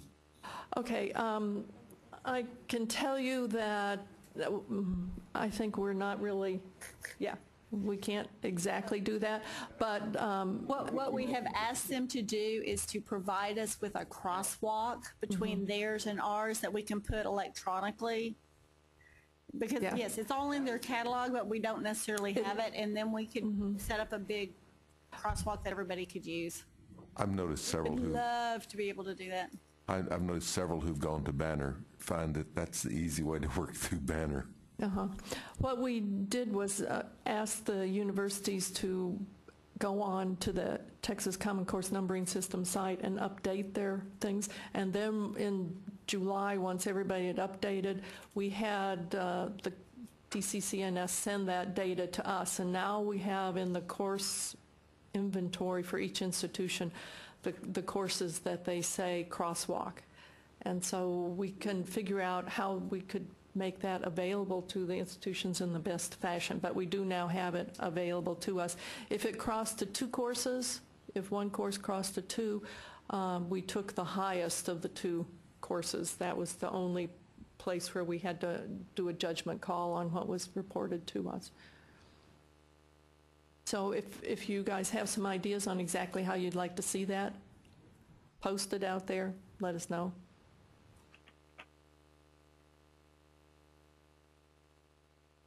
Okay. We may have already talked about this to some degree. How can the accountability process be improved? What can be done to increase the relevance and value of the system? So, and then and this next one we've kind of talked about too, but are the current peer groupings still relevant? If not, how should they be reconfigured? So any comments either on the groups themselves or the whole accountability process besides what we've heard so far? Yes? Sure. Yes. Mike. And this is Barbara. Barbara from Howard College. It's one word, and they say simplify. So I don't know how we could simplify, but I guess one of the things that I thought of was which we already kind of do, is we have the accountability system in these 4 major groups: participation, success, whatever. But I'm just wondering if somehow some of the measures can be grouped, you know, together to say this is showing a picture of whatever, this is showing a picture. It's like our board just kind of is like overwhelmed every time we talk to them about accountability. And if there was some way to kind of help outsiders understand what they're looking at. Does that make sense? Well, yeah. Insiders.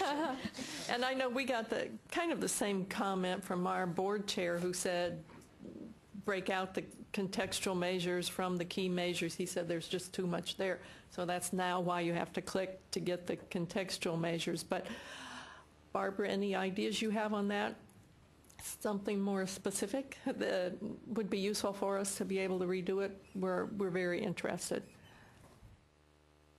If you do simplify the actual report, please leave all the data in the interactive part. Yeah, I think what we've tried to do is always add things to make it more useful or more robust, and every time we do, it makes it a little more complicated for everybody who's looking at it. And it is hard. Where's the meaning in any of it? It's just overwhelming. So I went recently to a meeting that was held at Lone Star College for completion by design, which Don alluded to.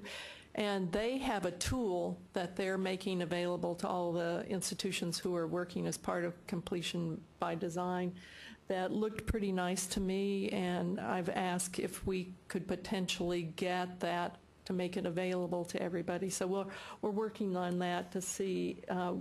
It has a lot of things where they look actually at students and courses. We can't do that part yet, but there was lots and lots of the data that they've used where they cross-match with this tool that perhaps we could come up with something that would be a little easier to understand too and a little more meaningful. This is Brenda in South Texas again. I think we have to have like multiple levels of data, and the actual website where you have your interactive data, that's the nitty-gritty. That's anything you ever wanted to know about accountability data. But then when you get to simplification, you've created things like the resumes, things like that are based off of accountability data, but they are an abbreviated version. So I think you have to have all of that, and it makes it very critical what's included in the abbreviated version to be, what the colleges want when they decide what we want for simplification. Mm-hmm. Of course, with the online resume, we have no choice as to what's in there. It's all specified in statute, and we'll talk about that a little bit later today. Do any of you use the online resume? Really? Okay. We do. We share them to our board. Uh-huh. Good. Good. Well, maybe while we're waiting for lunch to get ready, I'll just mention what I was going to say. You've got a couple of handouts, and for those of you who are online, I'll try to make this available to you. One of the handouts has House Bill 736 on one side, and on the back side of it, then it has a revised version that's just a mock-up of the online resume for legislators and other policymakers. Now, the important things to know from this are on the front side where we have House Bill 736, you can see I've highlighted some sections there. They've always told you that it needs to be on the first frame of the institution's internet homepage. Now they're saying instead of just in a prominent spot on that page, they are actually saying in a font that's larger than the font of the majority of the text on the homepage. So they're getting very, very specific. And yes.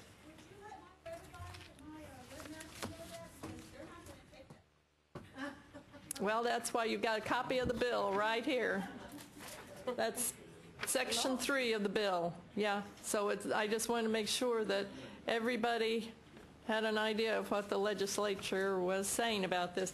And then on the back side, they did make a few additions to what and changes to what they wanted in the online resume, and those are highlighted here again in kind of grayish. So those are changes that are going to be made in the version that's on there. You won't have to do anything to make this happen. We'll be doing everything. One other thing they did request, and some of you may notice it when we report the financial aid data, they have now said that needs to come from iPads. In the past, we ran it from the FADS report that institutions send to us, but it specifies now in statute that we need to use iPads for any of the financial aid data we put in the resumes. So, okay. So I think lunch is ready. Yes, Gary. Maybe this isn't the place to get it in, but hoping that we could make a change report of the way that y'all display the fall semester enrollment, and that you would show the flex entry. Okay, on accountability? Yeah. Okay, we'll be working through the accountability system item by item later on, and you'll be given plenty of opportunity to mention things like that to us. Okay, so for those of you who are listening, we're going to take a break, about 45 minutes or so. So we'll be back here at 12:45, and hope you guys have good lunch. We have a good lunch here for us. Well, it sounds like they've called back in, so we're glad that at least some of you are sticking with us. And I didn't actually get a chance to check to see if the link to the broadcast works, but I at least know that the conference call is working. One question that I got during the break was about the meningitis bill and what has to happen for CE students and very short-term students. I've tried to make contact with Donna Carlin, who's the agency's person who is the point person on that topic, and she will come down if she gets in time. So we may see her. Yeah, well, we'll just let, I already wrote. If she doesn't come in time before we leave, Don will fill us in. Okay, so now we're going to move on to the next part of the accountability agenda, which is really suggestions from you guys on new measures and the review of existing measures. Now, I have to say, I didn't get any suggestions. So, somebody thinks that's really funny. I didn't, but... Well, we could say that must mean it's perfect, so, but we doubt that it is. So we're going to start just at the beginning. We'll work through all of these things, and as we go through, please, anytime we come to a measure that you think could be improved or simplified or, you know, changed in some way, let us know. Most of these measures are pretty standard, and I'm really doubtful that we're probably going to get rid of very many of them. But the one thing we have always said, if I can get my little arrow working there. Maybe you should. I can't get the arrow to work at all. So we've always said that we will keep the number of measures limited, and so we don't want to add a lot of new measures without taking away existing measures. Yes, somebody already wants to get rid of something. Huh?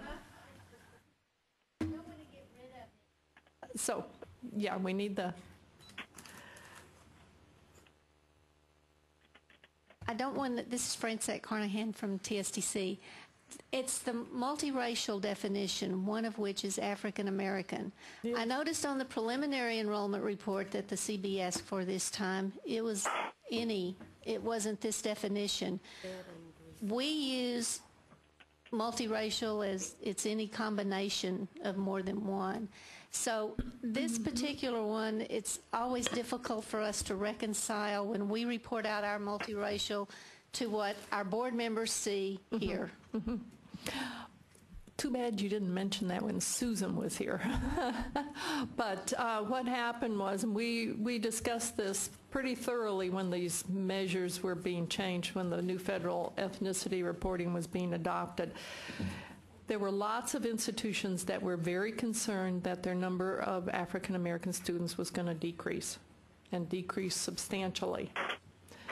And so we said, okay, for the moment we'll put this multiracial, one of which is African American, in there so that if that happens, we can at least show that together those might be the students who may have been reported as African American in the past.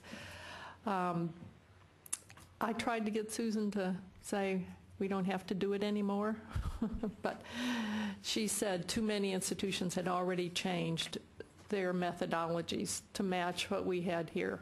And I see Don shaking his head. So the way we do it is, if a student, of course, if you're international, you're international. If you're Hispanic, you're Hispanic. But if you report yourself as multiracial, and one of the things that you reported is African American, you go into that group. Is there, other than us having... Why don't you use the microphone, please?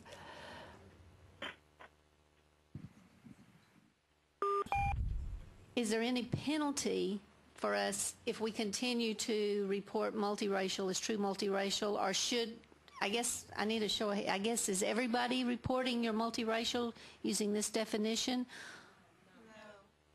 No. Okay. So I'm just trying to deal with the discrepancy. And if we know that's, you're going to continue to report it that way, then we can allow for that in how we deal with our constituencies.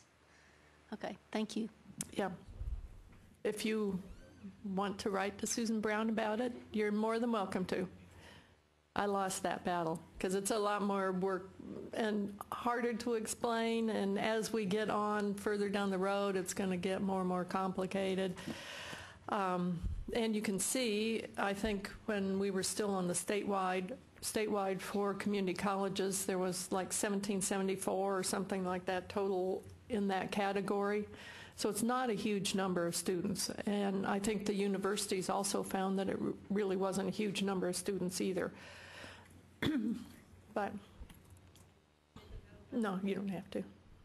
But I was just saying it really wasn't a very large number of students. Okay, so fall head count unduplicated. Any question about whether this should be an accountability measure?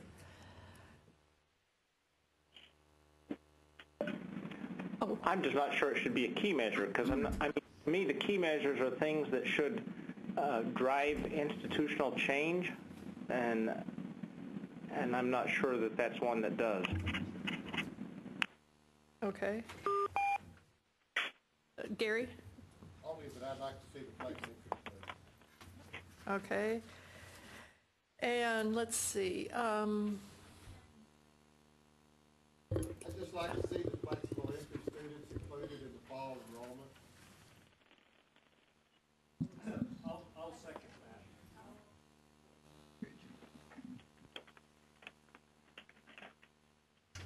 One reason that we did, of course, this is the current system that's up there right now. You see the URRS down there, and obviously it's not going to be a measure in the future because it went away. But the number 3 below that is the annual unduplicated, which does include your flex students. So the reason for putting that out there was, of course, the request of the institutions, so that we could show just the breadth of students that you were affected. And that's exactly why we argued for that, for the annual unduplicated headcount, is because it showed all activity, including the flex that might not show up. Right, and it's got CEE in there too. Now, to Tom's comment about what's driving institutional change, one of the reasons that enrollment is there in the first place is because this was modeled after closing the gaps.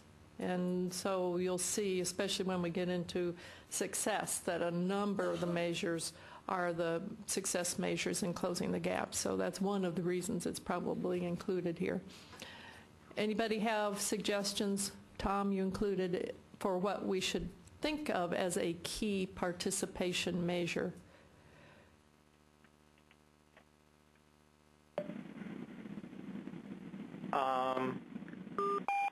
No good answer right now. Okay. So, yes, Francette. Francette again, I'm sorry. That's good. But if we were to, you mentioned later on about the CBMOOS, if this were to be really based on the S instead of the 1 and the C, we would get all those flex, plus a lot of other information like course completion rates and things like that really are more of a... Yeah, in one way this was not good timing for an examination of the system because we really don't have the S fully in place, but that is something that we could do, would be use it at the end of the semester now. It would capture everybody who was flex in the fall whose course ended before the end of your semester. Wouldn't capture those who had a course in December or January. But as we look to the future, would you like to see a measure, a similar kind of measure that's pulled off as the 1 that's pulled off the S instead? Or do you have any feelings about whether we should transition at some point to the S? Well, one thing that I'm looking at in the contextual measures is the service area representation, where we're actually showing percentages of genders and ethnic groups served in our service area. Yeah. And if we find that we're underserving one or more groups there, that seems like that could be a driver for institutional change rather than just enrollment. Okay. Any comments to Tom's remarks on item number 5, question number 5 up there, the gap between demographic groups in the area and enrollment? I'm going to have to comment on that one, and this is something I looked at a bunch. We used to have that as an institutional priority to mirror our surface area ethnicity, and we couldn't do it because our college-going demographic was different than our service area demographic. So just to recognize that there are gaps there that are maybe never closable on there, especially like in our area where we have a very large elderly population with a different demographic than our college-going group. Gabriella, hover over the definition there. It's ages 18 through 54. Ages 18 through 54. When we look at your age group to compare with, okay, so we don't look at the really old. Yeah, so this was 10 years ago when we had this as a goal, and we couldn't mirror that when we had, especially since we had a large under 12-year-old Hispanic population that was growing. That was the situation we found at that time. So yeah, with this, if this is closer to the college-going age, that probably fixes it. Yeah, that was the whole idea behind this measure, was that it reflect the adult population that is typically college-going age. But you still make a good point that there may be populations within our service area that are very hard to attract, but that doesn't diminish our responsibility to be aware of that gap and to try and address it in some way. Well, and I would just piggyback on what Larry was saying. Blinn College here, and we're in the same boat. Our service area very different from our demographic population. And I guess my question to the group would be, how many others are in that same boat? Now, say that again. Say that again, please. Just what Larry Garrett was saying. That your institutional demographics are different from your service area demographics. Yeah. Yeah, I mean, that's one of the things that this measure is supposed to highlight so that we can address that.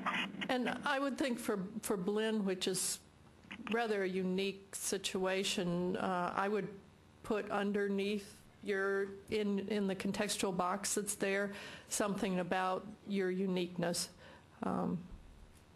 But does anybody else have that same feeling that your institutional demographics are different than your population of your service area for a good reason, for an unusual reason? I think any school that has a large residence life program and athletics and those type things, and we're very similar to Blinn, you bet our institutional demographics are going to be different than our service area.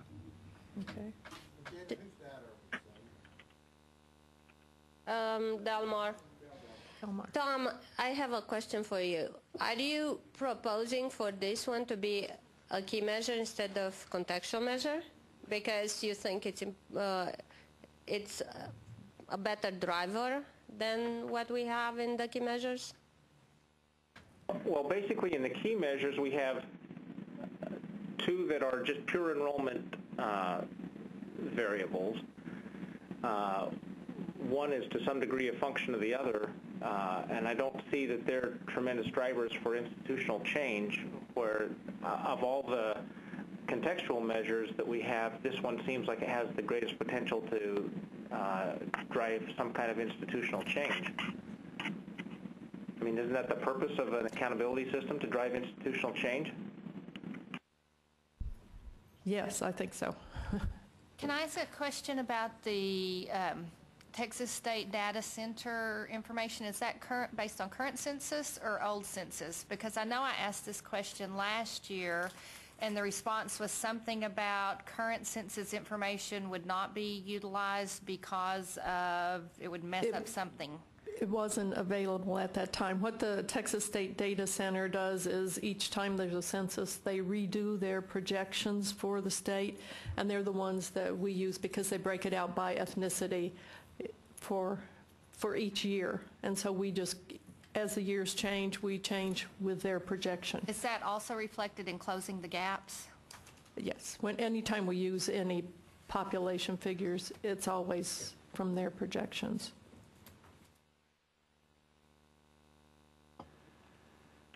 Okay, anybody else have some comments on whether they think having measure number 4 on the service area representation moved to being a key measure would make sense in terms of the mission of community colleges and other two-year institutions?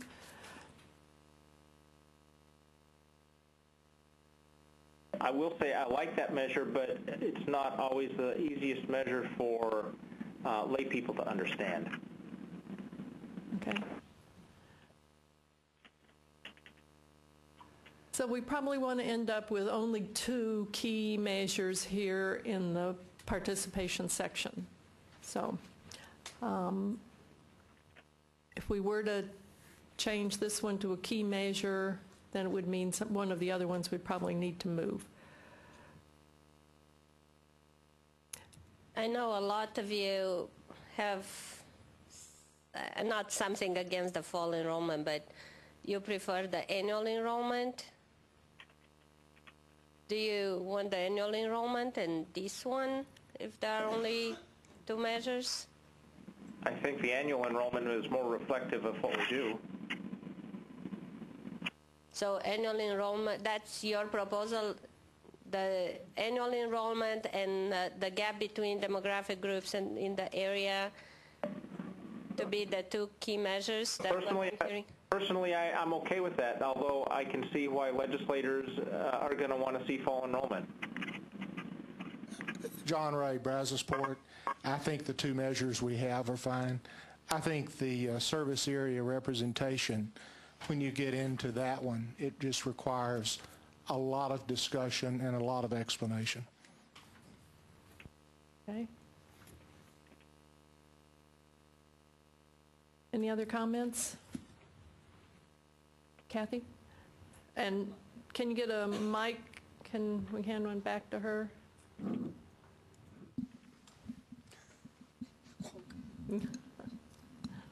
It aligns with the closing the gaps targets. If we take the fall headcount out, we're not aligning with the closing the gaps targets anymore. Mm-hmm. The fall headcount, yeah. Yeah. Mm-hmm.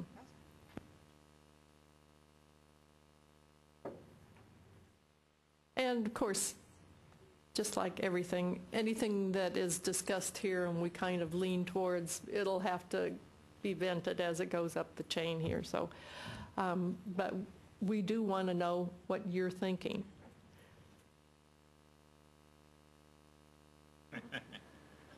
Are you thinking? Maybe it's the next. Okay, so let's move on. I think so far we're okay. Probably annual semester credit and contact hours, broken up by academic and technical, and then continuing ed on the contact hours. Any comments there?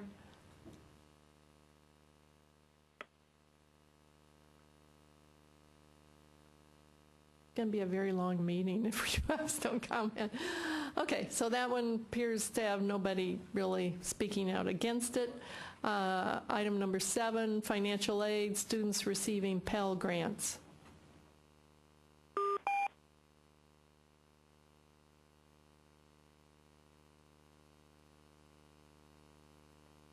This will be off of FADs. It's only the online resume that's going to be off of on iPads, and they won't agree.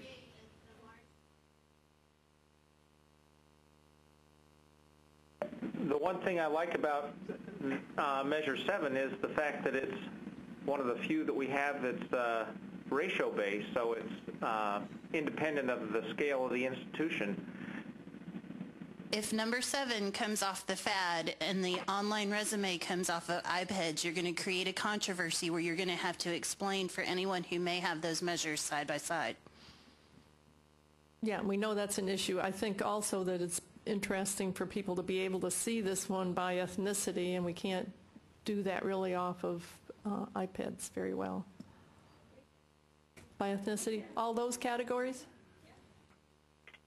Okay. I mean, not the multiracial. Well, international, we have that too. Okay. I'm assuming somebody's saying that iPads is by ethnicities, right? Yes, yes, they are telling me that. Thank you. Tony, do you have the mic down there? Somebody?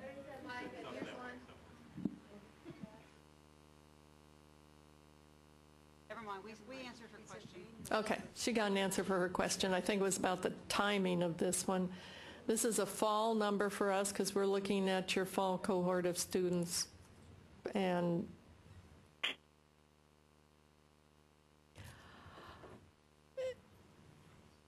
so are you guys suggesting that we think about taking this off of iPads instead of the fads? What would you suggest? Do you feel like what you report to fads is going to, I mean, and iPads are quite different on this measure?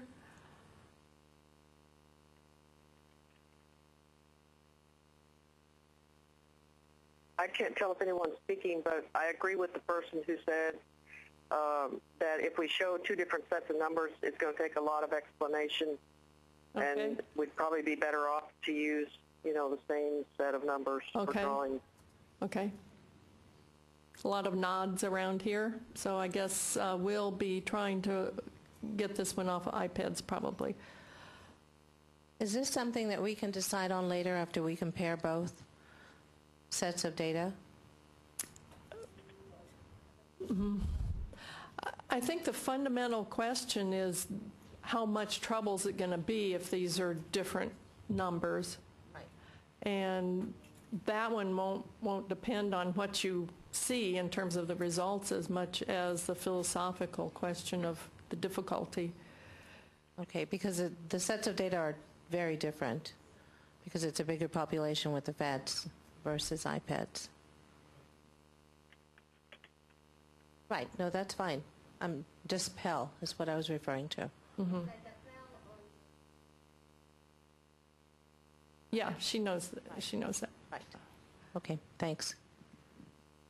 So we will then think about moving this to the iPads data. Well, we'll just see. We'll keep you posted on all of these things, obviously. Okay, so number 8, full-time, part-time undergraduate students, and these are both credential-seeking students. Is this useful for anybody?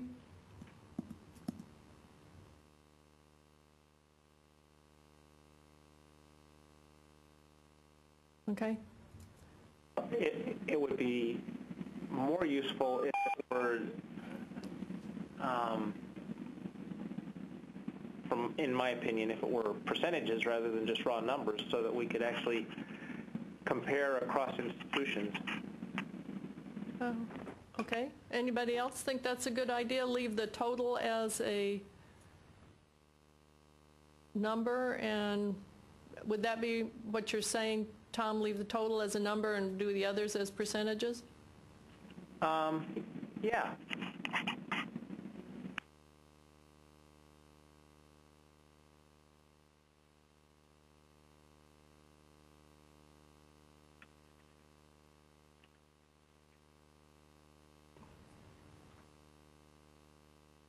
Any opinions on that? Whether Actually, you could have a grand total and then even do the total part-time and total full-time as percentages as well. Okay. Grand total?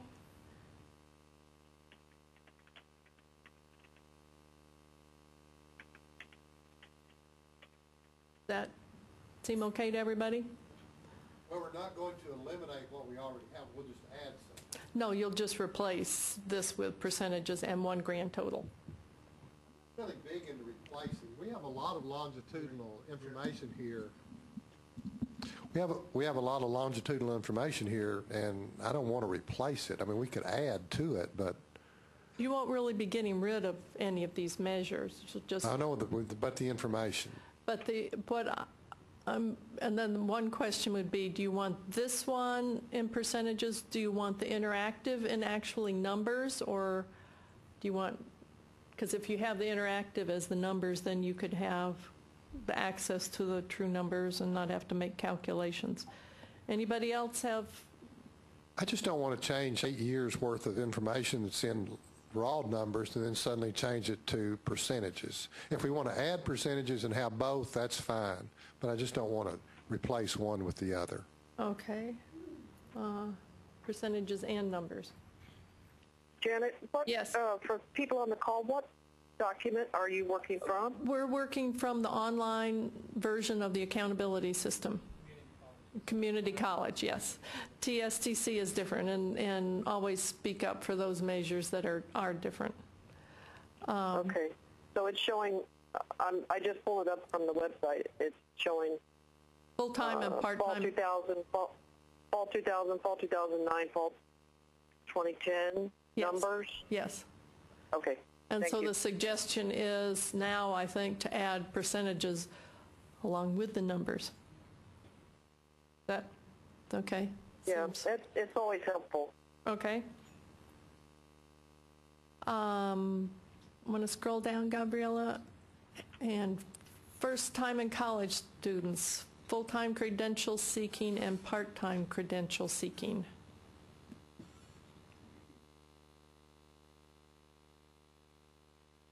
I'm not going to say it, so.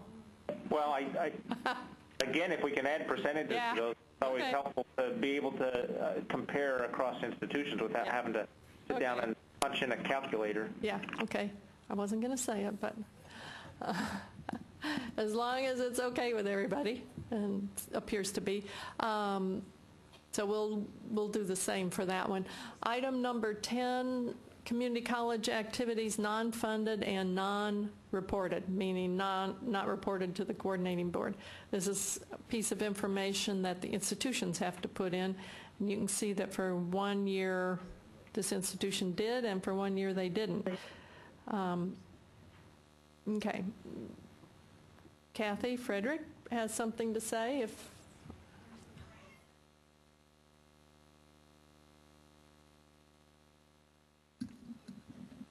Okay, this is a problem for us every year because of the way they define the adult basic education students to GED versus ESL, but more so because we have a testing center on our campus that does the testing, but it's not necessarily the students who are in our program because we serve all of Galveston County with our adult education program, and they can go to lots of different places to take the test.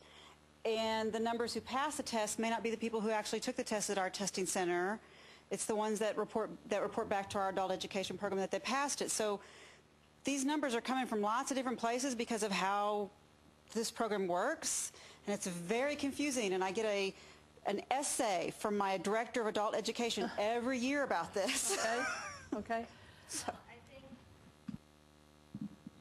I think that's why it was decided for the institutions to put it in, because we have data about GED, but it's by testing center, so we cannot separate it by institution. So if you cannot do it either, what's the point? Because it was requested by institutions to show all the activities. And we said we cannot separate.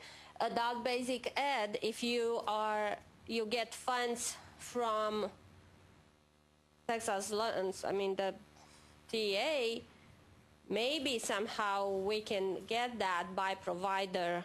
So if you are provider, but GED we can't. But if you cannot either, why do we keep these? As far as I'm concerned, the enrollment number should be the only one you're looking at, because we can't give you, because somebody's going to look at those three numbers, they're going to look at enrollment, test takers, and pass the test, and think that's the whole same group of students. And it's not. It's three different populations. So if you want something, keep the enrolled in the GED program so you can see the number of people being served, but take the test taken and the numbers who pass the test off so that they're not making a comparison across three groups of So if you wanted to evaluate how your GED program is doing, would you not look at those students who were enrolled in that program and how they did when they took the test? Okay, if they have the data, they normally have to wait for the data to come back from the state because the students don't necessarily take the test at our institution and give the information back to the GED program. All we know is that they were enrolled in our GED program, and they could come back and take the test with us, or they could take it somewhere else. They could let us know how they did on the test. They may not let us know how they did on the test. So, you know, Okay. So this was one that was added at the request of the community colleges. Is there something else that you would like to have in place of this that would give an idea of what you're doing, aside from just maybe taking away the test takers and pass the test? Because I know we're going to get the question, well, how'd they do? I'd have to go back and talk to my director of adult education to find out. But I mean, at this point, what you have right now is misleading. Okay. Anybody else have comments on this measure or these measures? I was at the meeting where some people made the suggestion that we add this, and none of those people making the suggestion were from ABE. They just knew their schools did it. They had no idea how the system worked, and it's been a nightmare because because, like she says, the students go everywhere. We test students who are not our students. Our students don't go test somewhere else. We never get the information back. It really doesn't, when you look at it, it doesn't tell you anything. Okay, so is there something else that you'd like to replace this measure with, or do you want to just leave this out? Well, you could do this. I mean, you could have columns in the institution indicates whether they are testing center only, how many tested, did you give during that period of time?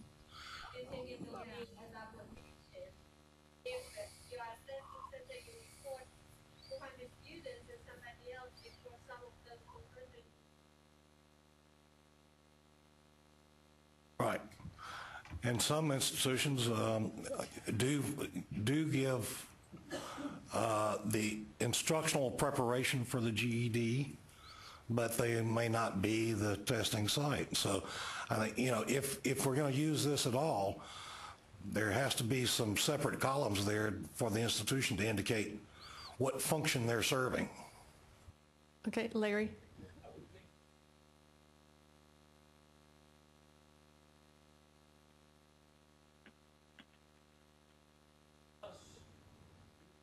You want to hand him the microphone, please?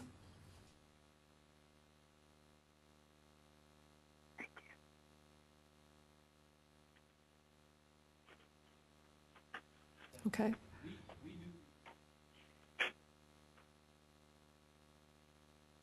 Not on. I have to repeat myself again. Okay. Anyway, as we do our adult basic ed for Victoria County, but other surrounding counties, it's run by other grants, other school districts, things like that. So there's all sorts of the GED work going on, and so I question whether this is really relevant in the higher ed accountability system, or whether somebody else's system is tracking this for us. Okay. How about the contract training? Any desire to keep that one? Yes. Yes, we like that one. Yeah. So. I think we definitely have to show non-credit activities, and maybe people who were saying that the people who are doing this are not in on the conversation. So I would hate to say take in or add in or take out any of these measures, but I think we definitely need to show something for non-credit, and that they need to have a voice in it. Okay. Anybody want to make a comment on Brenda's comment? I know ABE is becoming a really big issue in terms of kind of level of understanding of it and discussion about it. But would it make any sense to keep the first two, the ABE reported to TEA, keep only those two and get rid of the rest? I mean, I think we said we're keeping contract training, so that one's there for sure, but yes, Patricia. And we would like to keep the ABE primarily because in the last developmental education survey, ABE as a partner with DE was introduced, and we don't want to eliminate something that is going to become a big part of developmental education for the future. Mm-hmm. So we want our program recognized. Okay. I would agree with that. I think one of the reasons why I'm saying we have to make sure, and I'm not positive, Janet, that we're not covering continuing ed enrollment somewhere else in here, but I think that non-credit is going to become bigger and bigger for us just because we're trying to find pathways for people from wherever they're coming from, and if they don't have their high school equivalent, then that has to be part of it. But I know that there's a lot of hard work going on behind the scenes to try and increase people coming in through those pathways. So I just think it's going to get larger and larger, and it's definitely going to need to be included. That's my opinion. Okay. So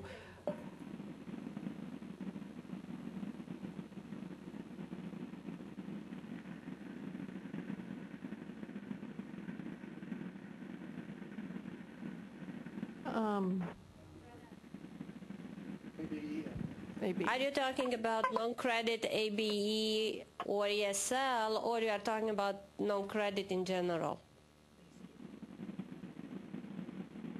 Yeah. Okay. Well, non-credit in general, but like the adult basic ed is about getting people their high school equivalent, and I'm seeing that here in this section. So I'm thinking, we're going to have that because that's part of. Like I know at South Texas we're developing programs to help students get their GEDs while they are getting a certificate, some sort of technical certificate, and then hoping to keep them going on to an associate degree and so forth. So I just think it's going to continue those kinds of programs. They're creative and they're kind of new, and I think it's going to continue to increase. Okay.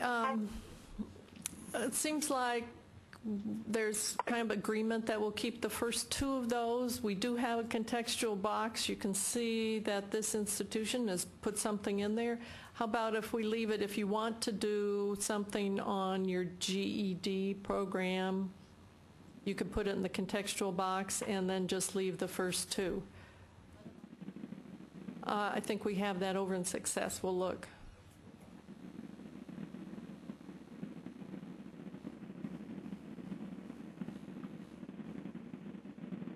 When these measures were added, Janet, the contract training we argued for because that's a direct response to industry needs, and we wanted to include some kind of reflection of the effort that we as institutions are making to be out there responding to those business and industry needs.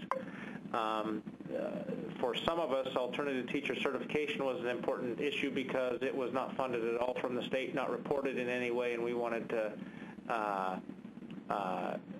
ensure that that was recognized in some fashion, although now we have a teacher surplus because of all the budget cuts, and so I don't know about other institutions that have done alternative teacher certification. We're basically closing ours down, at least for a while. So that's not as critical, but the whole issue here was making sure that the legislators that see this stuff recognize that we're doing things with non-credit instruction that go beyond the things that get reported on a regular basis. Okay, so Tom, are you okay with keeping the first two and then putting the rest in a contextual box if an institution wants to? Yeah, I'm fine with that. I'd like to get feedback from our directors of our ABE programs before we make any changes and get suggestions from them on what is the measures that, because I think all of them that show you a count in what's being generated are valuable. It's just the only thing I have a problem with are the test takers and the passing. Okay. So you want to keep the GED program enrollment? Yeah, sure.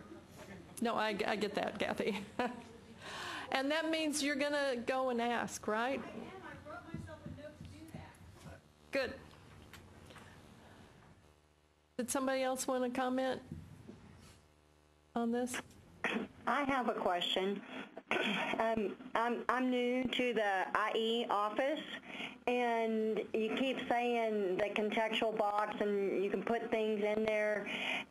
Where does this information come from? Is this a report that the institution fills out on an annual basis? Is this drawn from all of the CEBM reports? Help me to understand. Okay, and in a couple of words, the vast majority of the information in here comes from what institutions report on the CBM reports. But below most of the items that are here, there are something called contextual boxes that institutions can add information in on what makes their data that's reported there unique, or helps explain it, give it some context. And you can see, if you're on the page that we are, which is Del Mar, right? Is that what you said? The very bottom below item number 10 on the participation section, they've added a statement down there.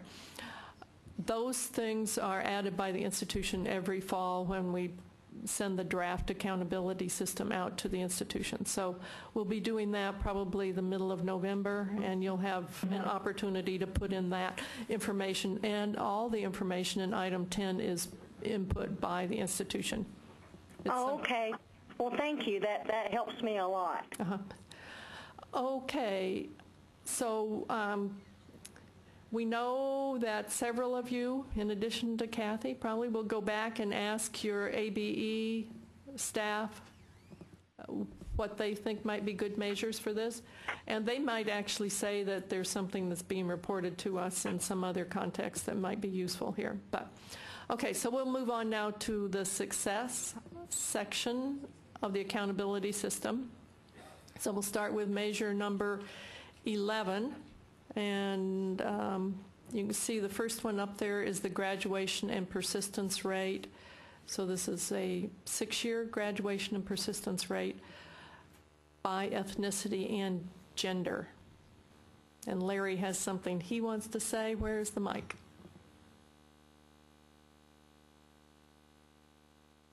I promise this is the last time. Oh yeah. This is one of my there's an item on here which is the third little caveat, credential seeking, and I want to get some input from y'all to hear if y'all have had this same experience that we did. But from 2003 till 2010, when we look back at our data, we found that our cohort of credential seeking students was tiny.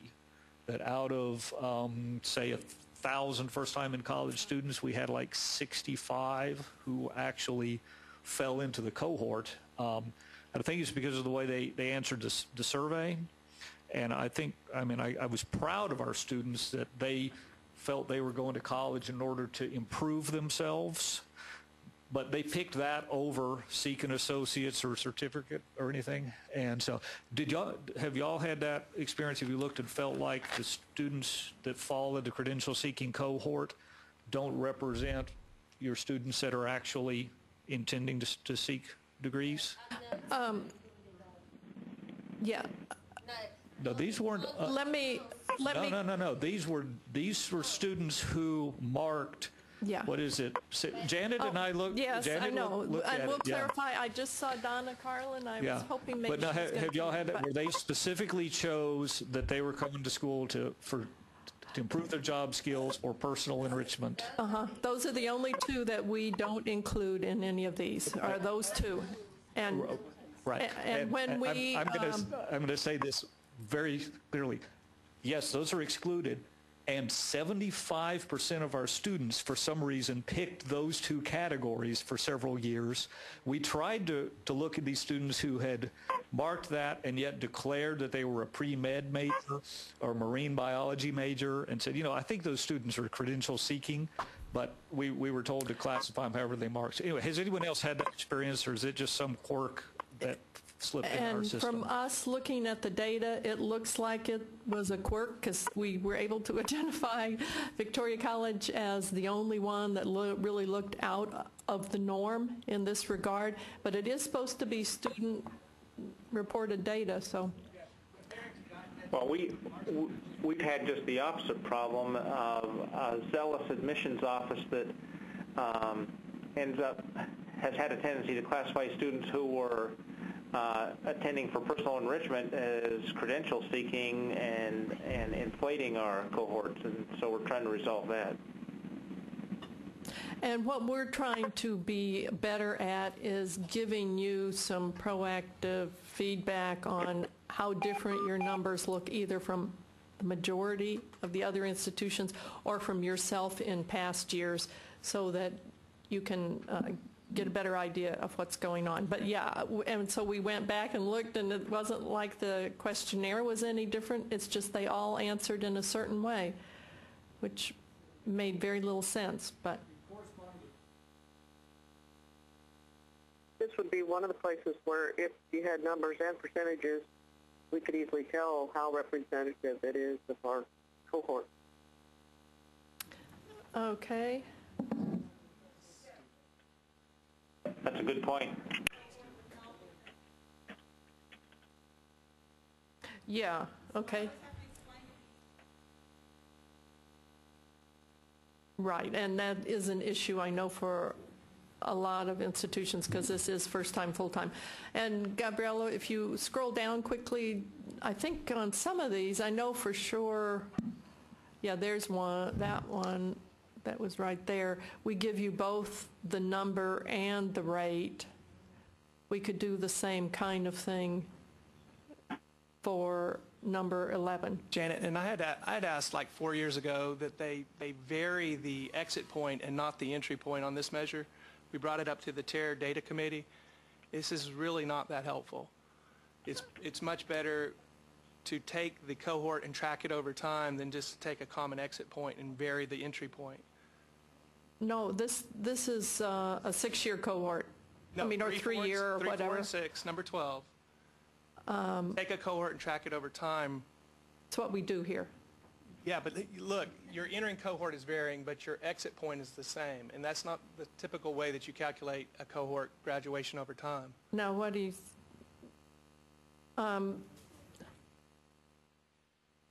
Go through it one more time. Yeah, they're all exiting. The 3 years exiting in FY 2000, the 4 years exiting in FY 2000, and the 6 years exiting in FY 2000. Yeah, and they all started at different times. As opposed times. to taking a typical cohort and tracking the 97 over 3 years, over 4 years, and over 6 years, and showing a cumulative percentage. What we've tried to do in all cases throughout accountability, and it may not be the best way, is to start with FY 2000 for everything, because that's the beginning of closing the gaps, and then for the rest of it, give the most recent year's worth of information. And so the most recent year that we could do for 6 years was the 2003 cohort, for 4 years the 2005 cohort, etc. So that's the reason that's done this way.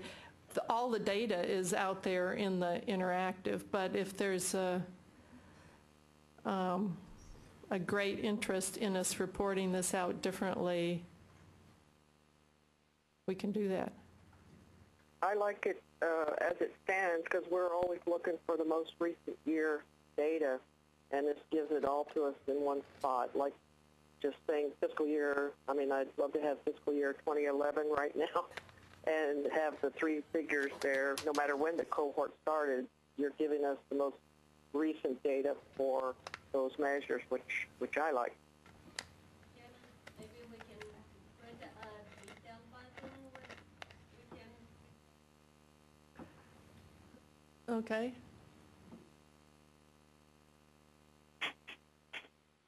For your group, are those students in developmental? 3 years. I beg your pardon? Aren't the students in the 4-year cohort, aren't those developed at some way they're in developmental education? We pick them the same way each time. Of your first time in college students, everybody who's full-time credential seeking. But as Larry has pointed out, it matters who reports what, and if they don't report their credential seeking, they may not be here. Some of these students will be in Dev Ed, some of them or would have been, some of them would not. Okay, so if our IT section can do it, do you want the detailed button here to keep the years the same or not? I think it's going to be a little difficult for them to manage.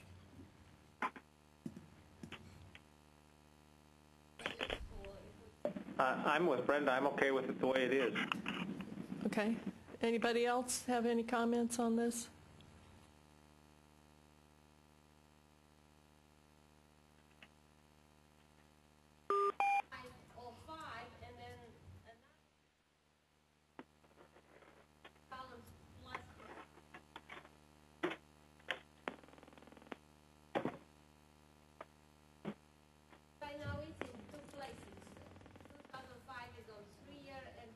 Yeah, it's. And it will disappear, the 3 will disappear.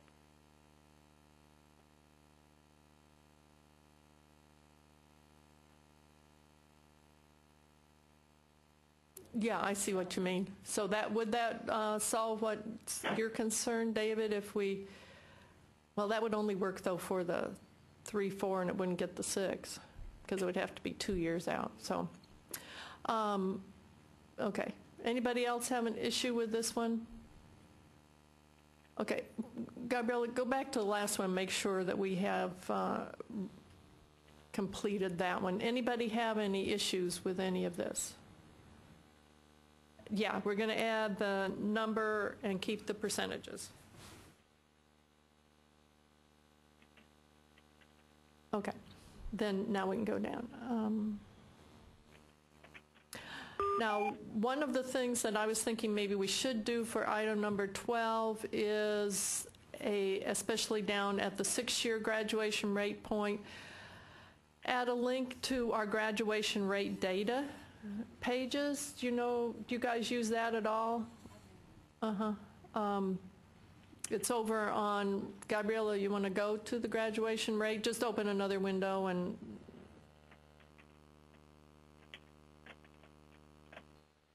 the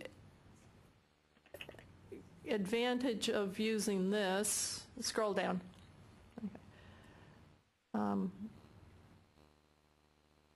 Would be that you can, one, we're doing full-time and part-time there, but also on the one that's not the full-time and part-time, we have it by ethnicity for the 6 years. And whether you graduated from the same institution or a different institution, and then, of course, the persistence. So by having that link, people could get to a lot more data pretty readily. So that's just a possibility. I like links to more detail. Okay. Anybody against adding a link there? No? Okay. Okay. Okay, you want to go down? Oh, good. Here's Donna coming to see us and respond to your question. So this is Donna Carlin from our Academic Affairs and Research section. Donna, if you want to come right over here, there's a mic for you. And she's going to respond to where we are regarding bacterial meningitis and any questions you might have. Why don't you bring that book in here? Good afternoon. We received about 222 comments when the proposed rules were put out and published in the Texas Register. There were four main areas that are of concern, significant concern, and those I'm sure you're not going to be surprised to hear that one was the requirement for continuing education students. The majority of comments requested an exemption for CE students taking less than 360 contact hours in a program. The other big area of concern was students that are taking contract training that's paid for by the employer. The other is prisoners that are incarcerated that some of the schools that provide the courses for students in prisons, they got word from the Texas Department of Criminal Justice that the vaccination would not be covered. So it would essentially end college courses for prisoners. And then the last one is dual credit, where students are, especially the students that are in high school, because it's thought that the high schools would be tracking that the students are up to date on their vaccinations. So those are the four main areas that we're looking at, potentially providing some revisions to the board. This will be considered at the October 28th board meeting. We're in the process of having our governmental affairs people contact the bill sponsor and authors to see if they're okay with those potential changes. So that'll be at the October, like 27th, 28th meeting, and so after that we'll know for sure. Yeah. Welcome. It's real specific in the legislation that students that are over 30 years or older or taking all online courses are exempt. Not only online, but off-site as well?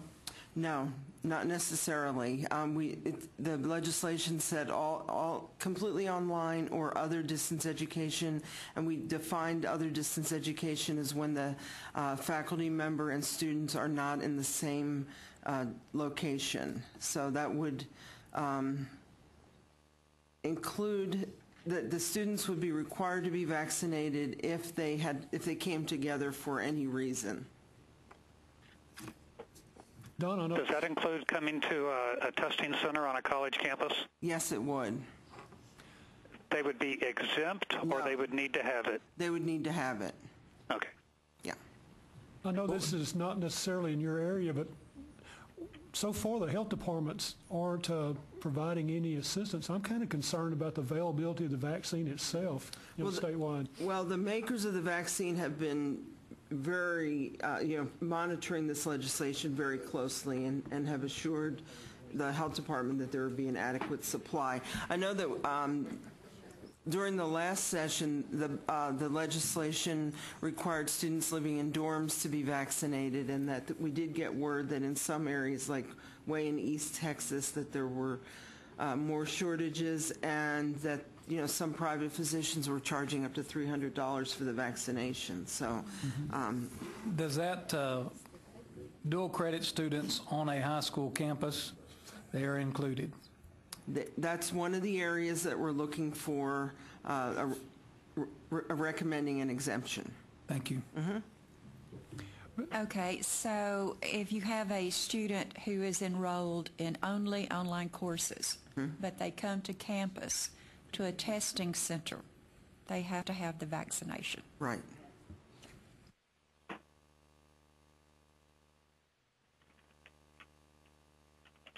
Yes. Yes.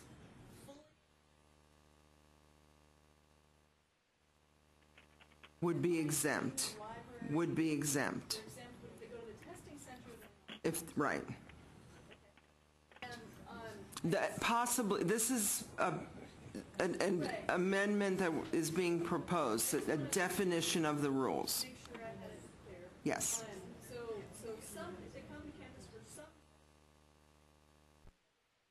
No, all services. But a testing center is a service. It was considered to be more in line with part of instruction. And I guess how do you identify your fully distanced students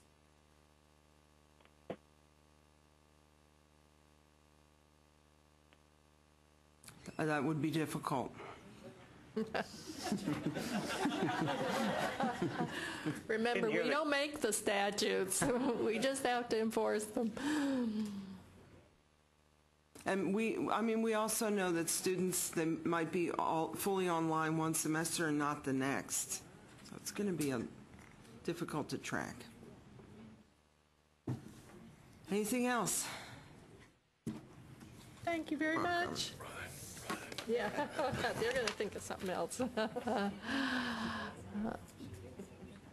So I got an email from Sue Sutton, who has been assisting with this meeting, and she says there's some dessert over there now and fresh coffee. So anybody who wants to get up and go over there and check it out, please do so. Okay. So,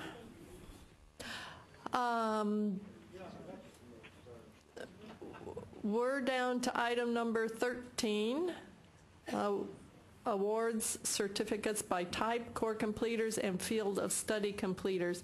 And as was mentioned for the fall enrollment, this is one that's similar to the closing the gaps measure. And anybody have any comments on any of these? So we're reporting your degrees and certificates by ethnicity and then separately by level. But the link that's up there that says detail, I think when Gabriella gets back, you'll see that it's got all the information behind the scenes. Yeah, why don't you?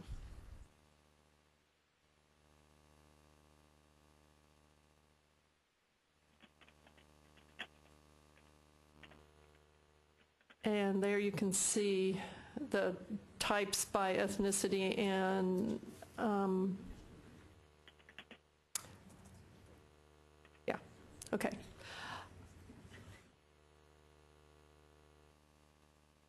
And also while we're here, let me mention to you, you'll see the institutional closing the gaps targets fall 2015 up there, 2 different numbers. Within the next week, you'll be getting an email from Susan Brown, your Dean of Instruction, will, on updating your closing the gaps targets. So as soon as those are updated, we'll be putting them into the new accountability system. Okay,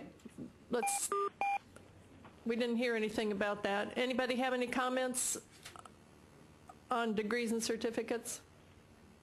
That make sense to have it in there? Okay.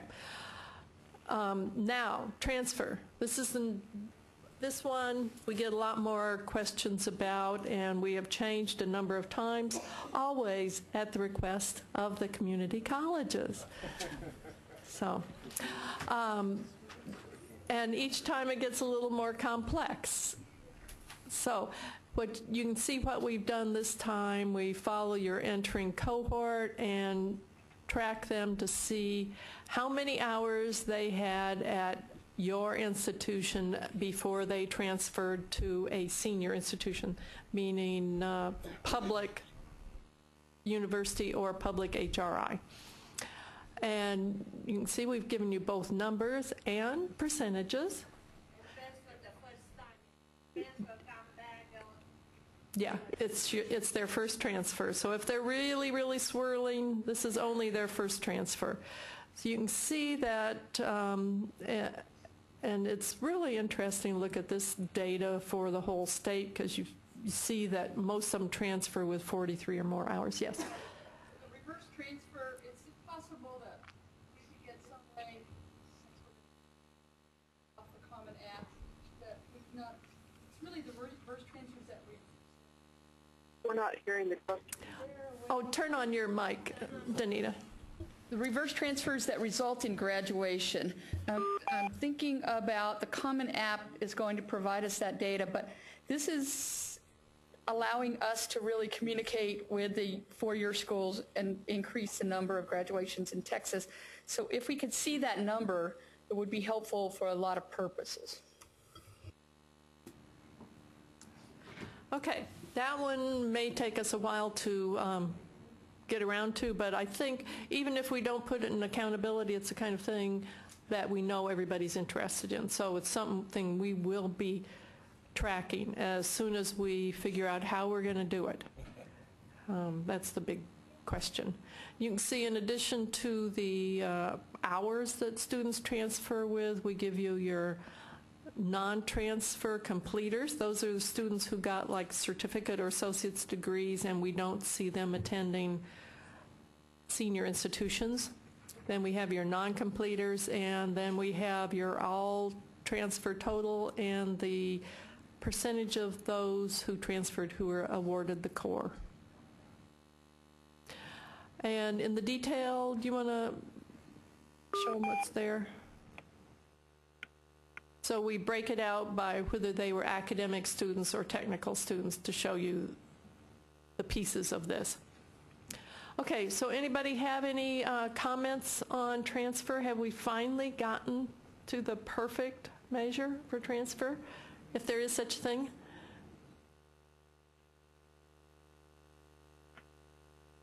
Yeah, you can use it, okay? And yeah. Anybody have any comments on transfer? Janet, a lot of us, especially those institutions that are bedroom community colleges to four-year institutions, or even not so much bedroom communities, but simply summertime enrollments. I don't see anywhere where in the community college accountability system that we take into consideration the vast number of students that come to our community colleges and maybe take 1, 2, or 3 courses while they are enrolled at that senior institution. I know in the summertime we seem to be overburdened with the Texas Tech, Texas A&M, Tarleton kind of students, and that's a big part of, I mean, we feel like we're being very successful when we assist that student in getting that 3, 6, 9 hours, you know, even though we're not their home institution, so to speak. Anybody have any comments on Gary Dunn's statement? I support that for sure. You're right. In some cases, they represent 40% of our summer enrollment. I agree too. Okay. Well, this is an issue we've talked about for a long time, but haven't had a good way to capture it. Yeah, so that was the next question. So thanks, Tom. So we do, of course, include those when you do your annual unduplicated SCH. Those students are in there. But how would you want us to try to capture the kinds of students you're talking about right now? Well, will they show up on a reverse transfer? They're not, because they're not considered first-time college students with us, obviously, but still we feel like that we're providing a service and being successful, a successful part of that student's graduation. Can we have a new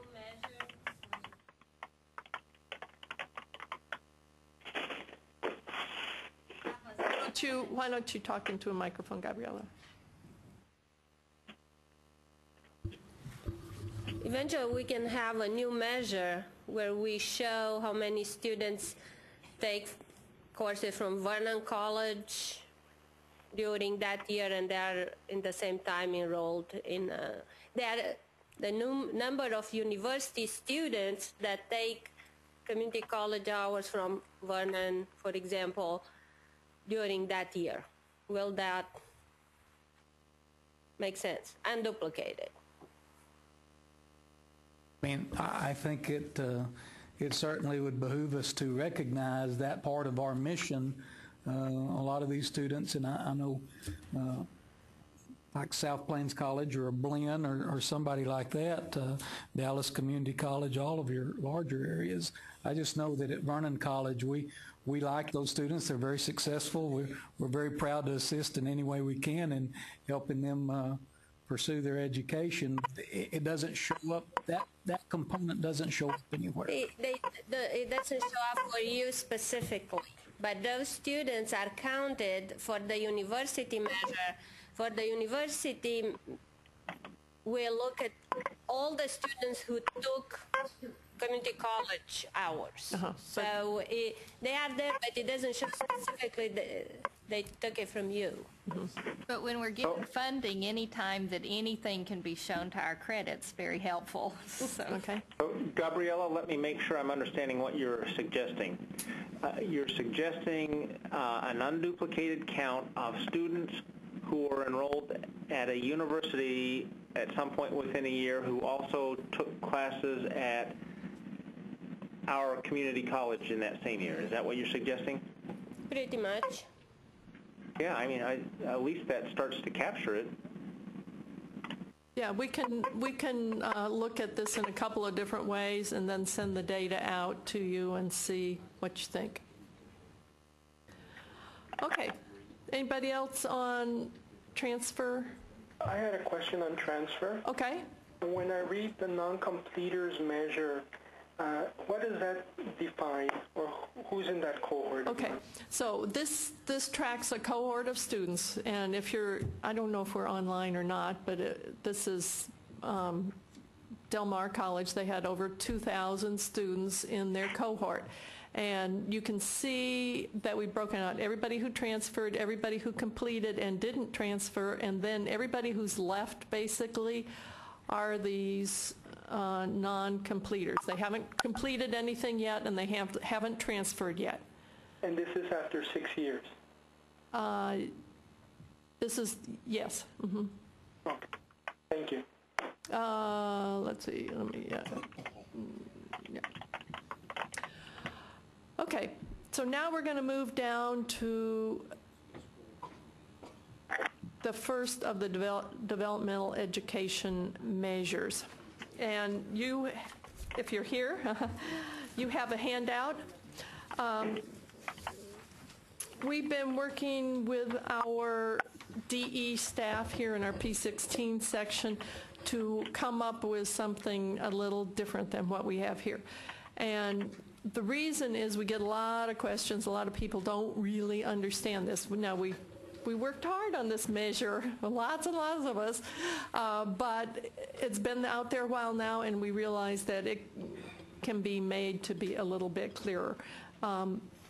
What you have here in the handout are the things that we're suggesting, not only for these measures and accountability, but you will have still we have a developmental education report, and Gabriella can show you how to get there, I think. And you go to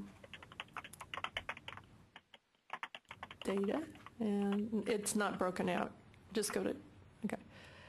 And there you see developmental education data. And so for each of your institutions, we have lots of cohorts of data, and for each of those, we track the students for a number of years. So you can see how your students do after 1 year, how they do after 2 years, and how they do after 3 years. 3 years is the greatest extent of these measures that we have. So you can look at their progress. Now, the handout that you have here, and I'm sorry that for those of you who are online, I didn't get this done in time to send out to you, but we're starting with the number of FTIC students, which is the same thing we have this time, and we're just breaking it out into those who met all the standards and those who didn't meet in 1, 2, or 3 areas, and then those who we don't know about. Below that, you'll see those who met the standard in all areas. Let's see, this one, this very first page is actually, the DevEd measure, which is the next one down, Gabriella. So we'll just go through it first. It's the one about completing the developmental education courses.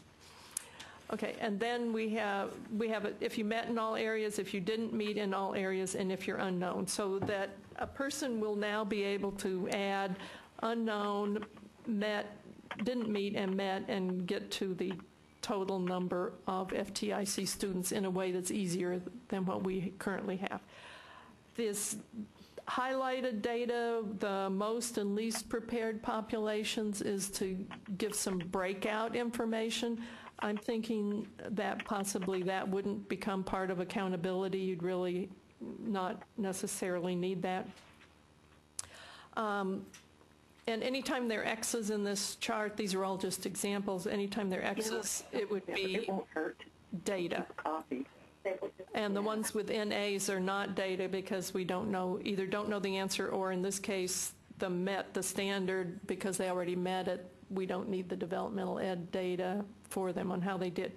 The one thing that this has in column I, and Tom, this is partly for you, rather than just taking the students who were reported to us as meeting TSI, we're also looking to see if any other students took and passed the college level course in the area. What we found is that a lot of times institutions aren't reporting to us what the students did in TSI, whether they were successful. And what we've done in the past in these measures, we just took what you reported to us as their TSI passing rate. Now we hope that with the new 2, because it's a little more structured and easier to understand, at least we hope it is, we assume that the reporting is going to be more accurate. But in case you didn't report to us some student as passing TSI, but you report to us that, or somebody else, that student took a college level course in the area and passed it, we will consider that student to be TSI met. We ended up in our almanac this last time with the number of institutions who had more students passing the college level course than meeting TSI, and we know there's a difference. There's a 1-year time lag there for some students, but that wasn't enough to explain the difference. So we started going back and looking and seeing a lot of students who passed the college level course aren't reported to us as meeting TSI. So we really realized that didn't make any sense. It ought to be harder to pass a college level course than to pass your developmental education. So now we've tried to calculate this measure in a way that will give you credit for everybody who succeeds. So we think this is a better measure, better way of measuring it. And so and I know this is a little bit complicated, so you don't have to give us a lot of feedback right away, but we would like your feedback on these proposed measures. Will you be sending that out to those of us who are not on site? Yes. And as long as Sue knows exactly who you are. I mean, or I can send it out to everybody, but... Okay. Okay. Thank you. Okay, we will send it out.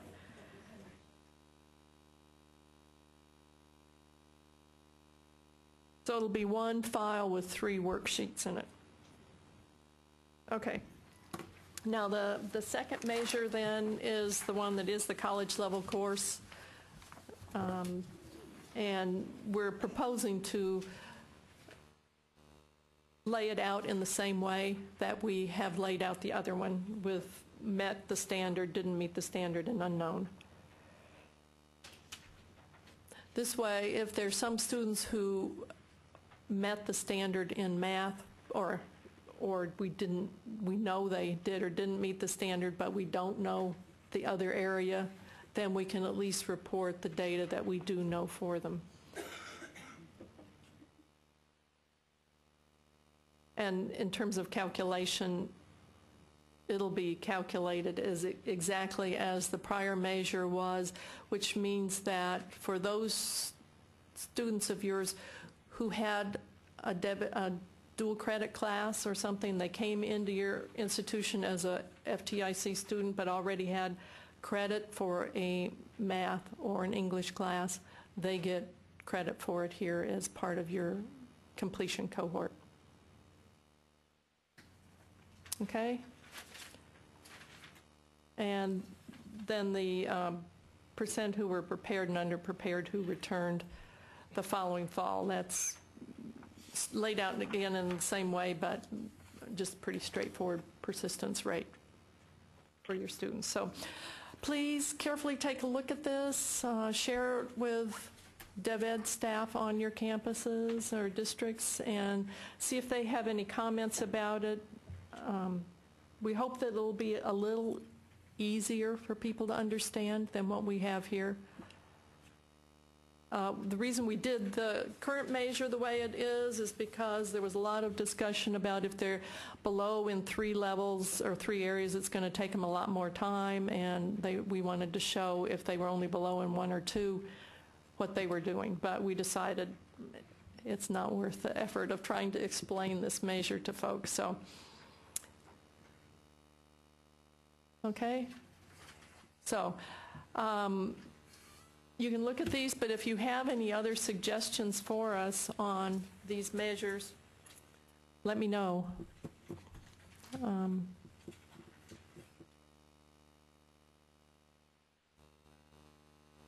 righty. Moving right along, down to persistence rates. We have a 1-year and a 2-year persistence rate by ethnicity for your institution if they're persisting there, or if they're persisting at a different institution. And of course, for districts, when we do your individual institutions, we'll do only persisting at that particular institution.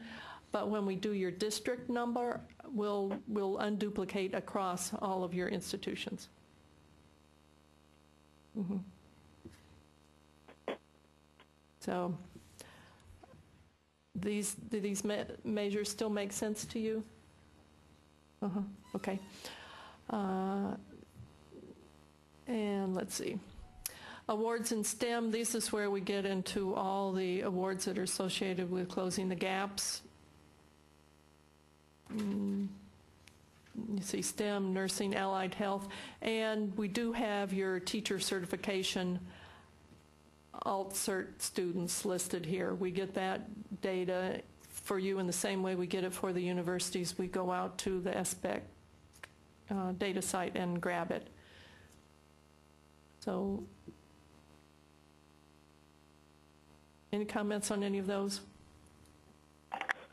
Can we back up to accountability measure number 16 on persistence rate? 16, the 2-year persistence, or the 1-year and 2-year, okay. Could we break up by gender as well? Okay. How about that, folks? What do you think? Okay. I think it's important. Okay. Just a reminder, once again, this won't be for this year's accountability system, but it will be for next year's if we make all these changes, and we'll run it for all the past years, and then it'll be in the interactive. Yes. Could you put an N? Okay.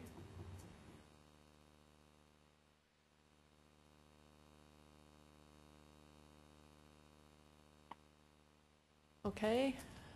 Good idea. And I was going to ask about the other institutions. We are talking about other institutions within the state. Yes. Gabriella, do the hover and give the... I'm online, so I can't see what Gabriella is doing. Okay. We have a way for you to get to the definitions that feed these measures, and it says at any Texas public or independent institution. So because we get the independent institutions reporting to us, if some of your students transfer to them, we think that's a success too. So we're... a lot of ours might go across the border into Louisiana, so we're not getting those. Sorry.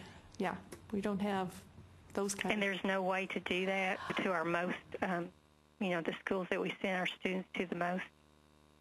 Not for us, because we don't have the National Clearinghouse data. We would like to have that, and may someday, but we don't have it right now. But the thing you could do is in the contextual boxes below these, you could put some comments, and if you've tracked how many of your students go across to Louisiana, you can add that in there.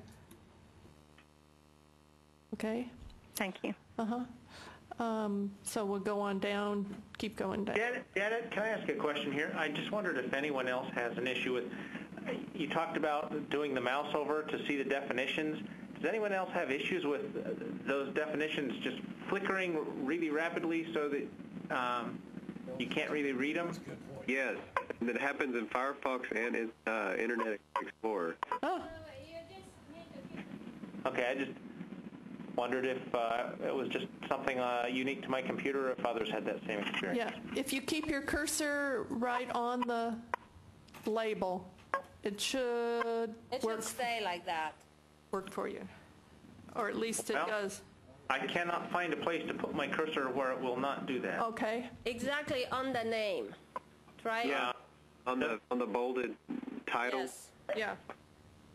It is really picky, but it will stay still if you'll put your cursor right in one place and leave it. Well, I can't find that place. Okay. Another problem is if those definitions are at the very bottom of the page, like with the placement rates, and you need to scroll down to read the rest of the definition, you won't be able to scroll down. Another option is just to print out the definitions and measures. Yeah, that's what I usually Thank do. you.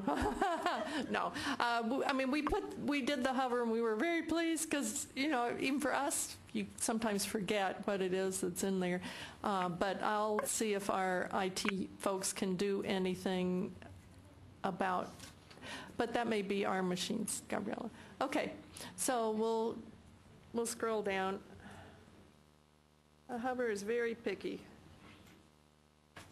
You may be able just to add in an expansion, like a link to expand, and it would show the definition, and you could have it open or close instead of just hovering. Okay.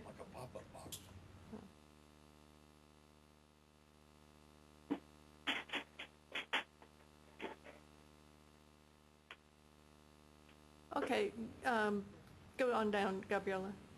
Okay. Graduate status after graduation. This is one that is a little more like an accountability measure. Anybody have any questions about this or preferences, changes?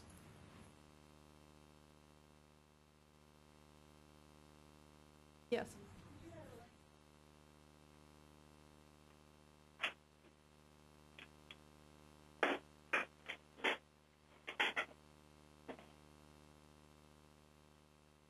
Okay. Gabriella, you want to go over there to that other report and just in case some people don't know where it is. We have, you can get, yeah, okay. If you go to topics by institution type and click on automated student and adult learner follow-up, and then go to the exit cohort report, you'll get information on all of your students who left, graduated, transferred, or just left during a particular year. And you see it's broken out by academic completers, technical completers, and tech prep completers. And 4 years of data there now. We'll have some others pretty soon. And lots of information by where students are going based on what their programs of study. Can you walk through that once again? I'm online. I'm on the phone. I'm trying to follow it. Okay, so yeah, you go to topics by institution type, which is under higher education topics on the left-hand side, and then you go to public two-year institutions and click on automated student and adult learner follow-up system. Did you get there, Mika?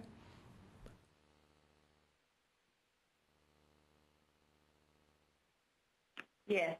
Okay, and then it's the one that says exit cohort reports. So lots of good data, average wages of students in those groups, top 10 industries in which they work by different types, top 10 institutions that they went to, And so we'll put a link.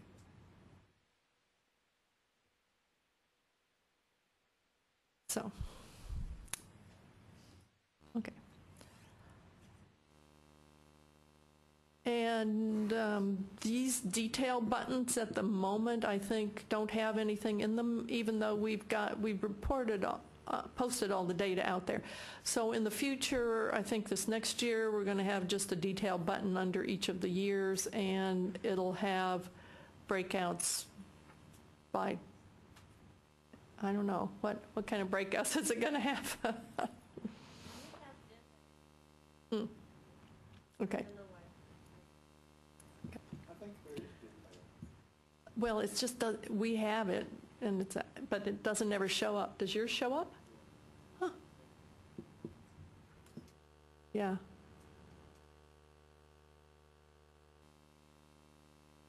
It will show up shortly if it doesn't show up for you now. Okay, Marketable Skills Awards. Francette, do you want to say something about this? Just teasing you.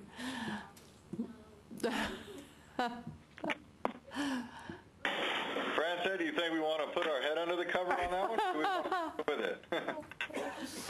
On the marketable skills, we actually want to keep recognizing those as an internal solution set. Okay. Okay. Okay. And underneath marketable skills, we have Associate of Arts in Teaching Awards, AATs. There, Gabrielle, you saw.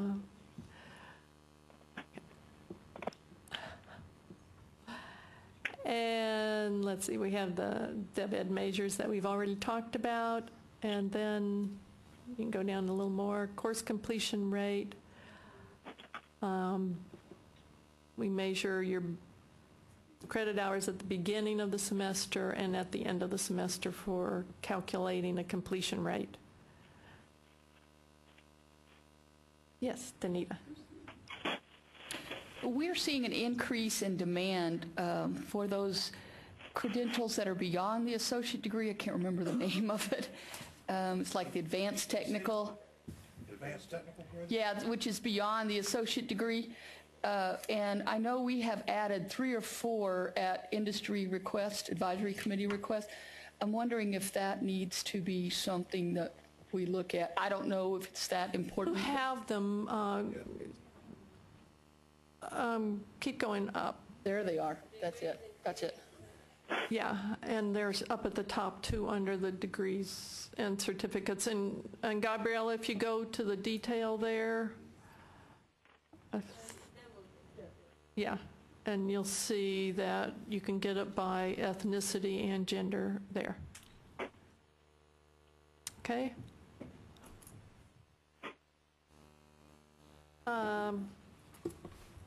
And that was the end of that section. Now, coming up, excellence, one of our favorite sections, right? We keep hoping that we get some really excellent ideas on what to do with this, but in the past, under the licensure rate, the first item there, number 27, you as institutions put in that information. We now have 3 years of data from the licensure report that you guys send in to us, and we're going to be completing these.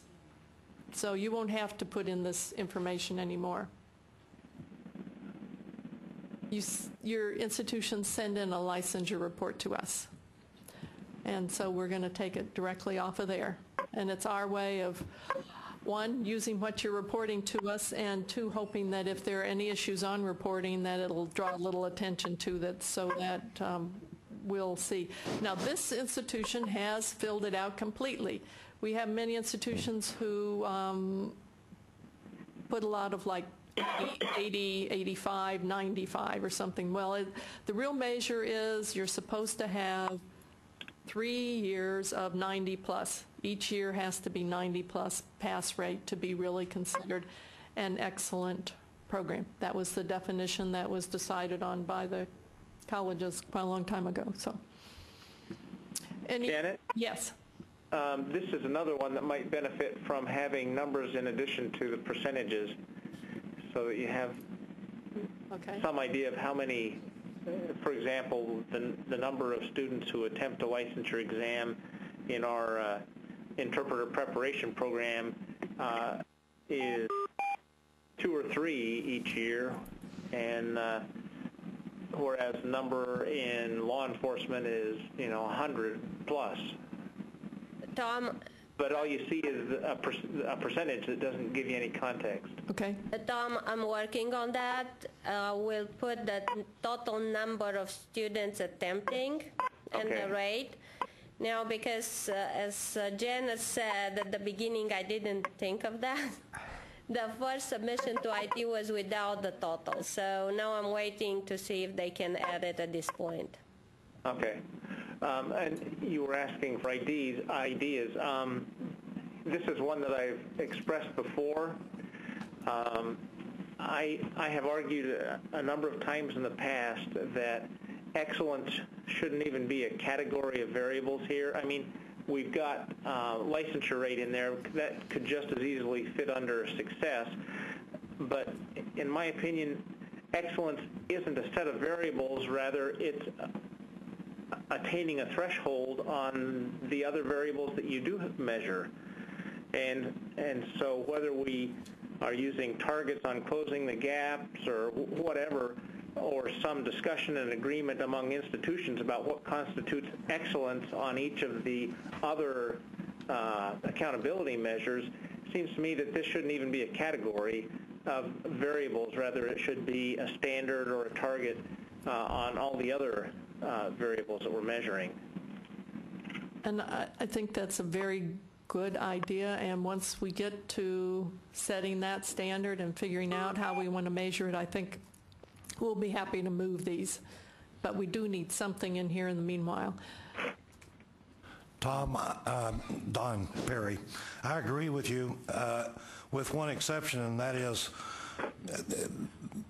not in all cases do we report information to the coordinating board with respect to a particular program that's recognized as being excellent at the state or national level. So I still think that there needs to be at least contextual opportunity for the institution to add those kinds of bits of information and or data which would not normally be collected by the coordinating board. I have no problem with that. On the licensure report, yes. This is my first go around in doing that one. Is it possible to get some, since that's now being used for a Perkins Core Indicator measure and so forth, to get like a batch upload or flat file submission instead of entering one student at a time into a web page? Amen. Amen.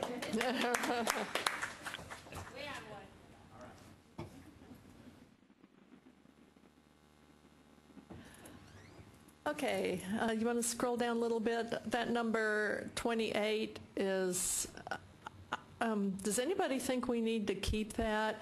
That is what you report to the LBB, and it's a conglomeration of all, I guess, all your certification and licensure exam rates, I guess. I don't know how you do it. Now, you get that from the LBB, right? Yes, so it's nothing you have to report to us, but if it doesn't have any meaning, I don't think there's any reason to keep it. So what's the feeling of the group? Yeah. Can we see a show of heads nodding or hands or what? Do you have a comment or? No. Go away. Okay. Okay. Licensure, I think we have to have because of accreditation. Facts I know requires they look for under student achievement whether or not we are tracking this and if it's being monitored on a regular basis. Right, but we're talking about measure number 28, which is something you report to the LBB, and it's a conglomerate of. Well, what you could do is eliminate that as a distinct measure, and since you've got all the individual student level data on the licensure report, you could report an aggregate total as part of number 27.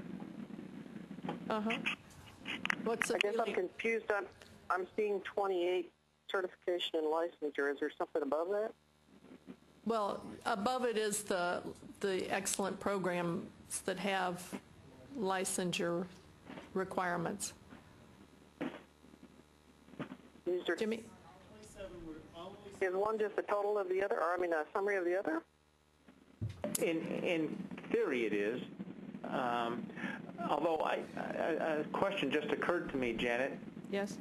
On the licensure report now, we distinguish between whether it's a licensure or a certification program.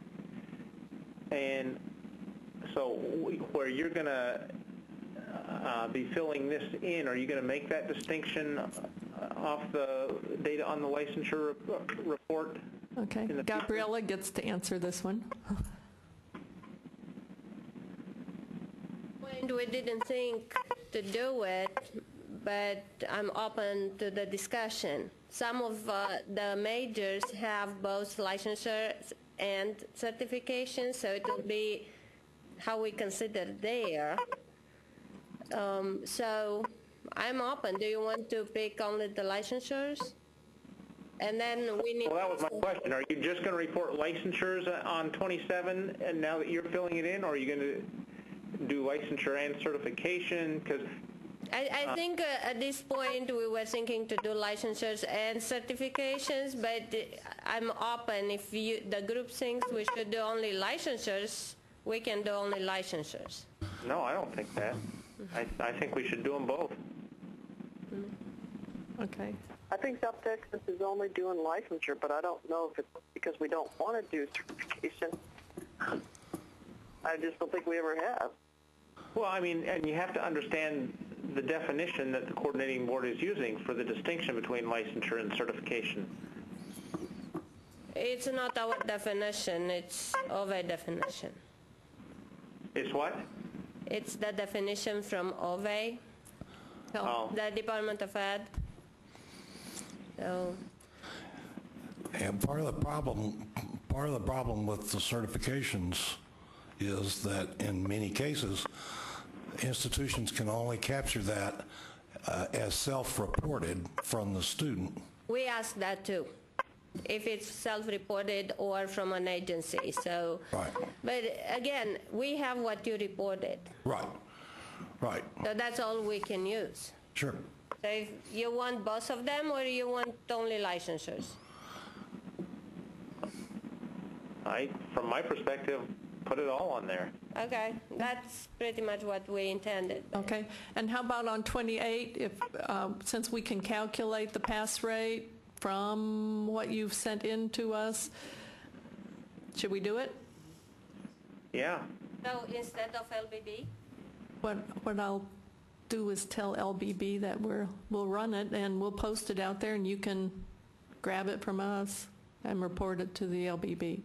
Just like you already do for a lot of other measures. Yeah, well, it can just become another table on your LBB data stuff. Uh-huh. Okay. We'll have to work with LBB on that. It may take a while, but anyway. Okay. We're moving on. You have a little synopsis of your quality enhancement plan, which we think for everybody should be an area of excellence.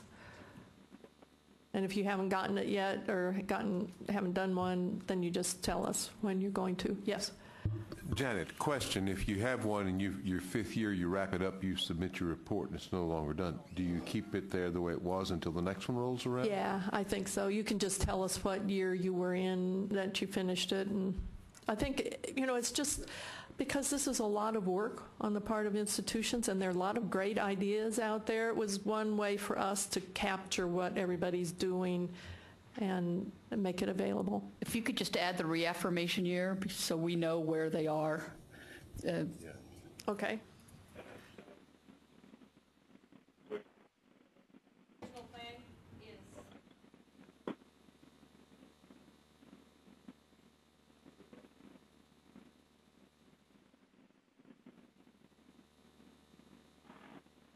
Yeah, it's very small. Yeah. And it's something, It's like an abstract. yeah, and you've got your place to put a link in there, so. Yeah. Well, you can see it's pretty small. I think that's actually 500, but yeah. You can, okay.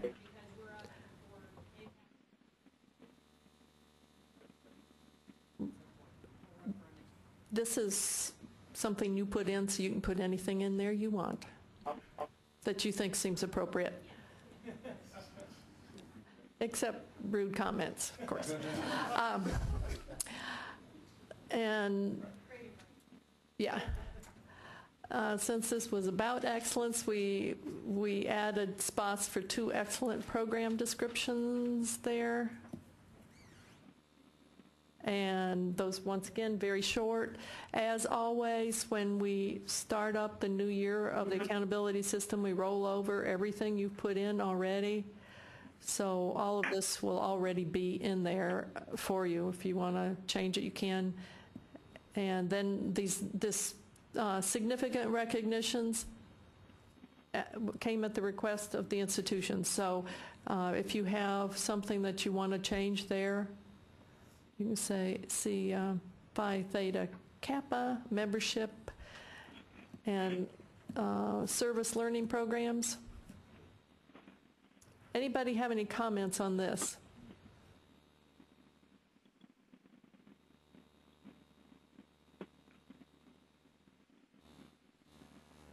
Okay. No problem with that? Good. All righty. We'll move on to institutional efficiency and effectiveness. In your handouts, there is a page that looks like, oh, it's got the licensure rate on one side, what we're proposing to do, I think. Or, I don't know.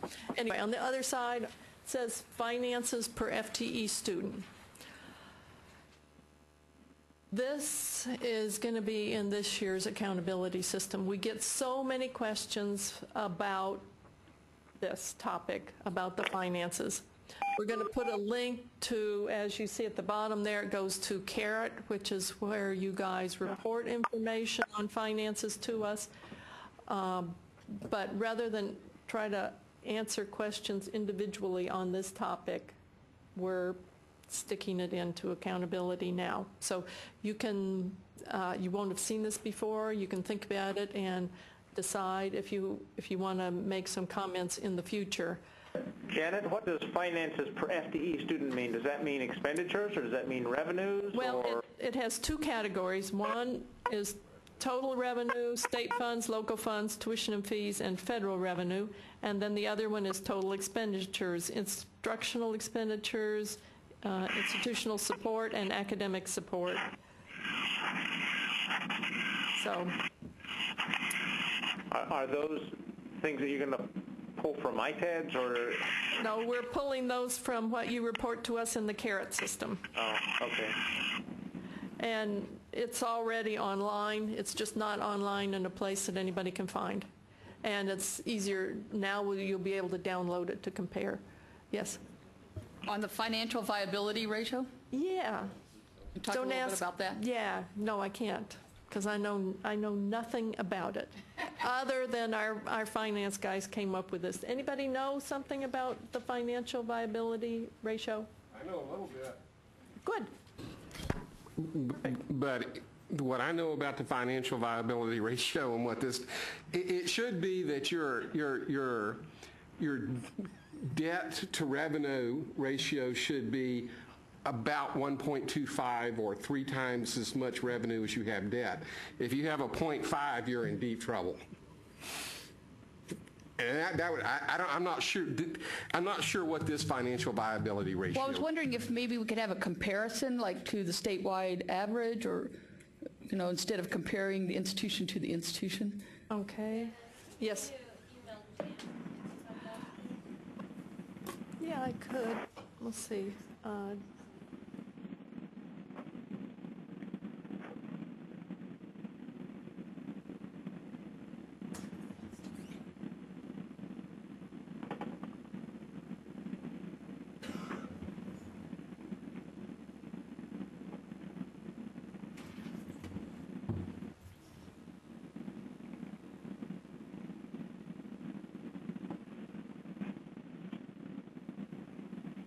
somebody talking?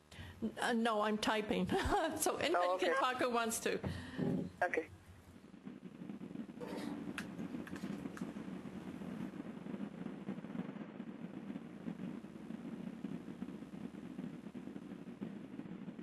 Thanks, Don.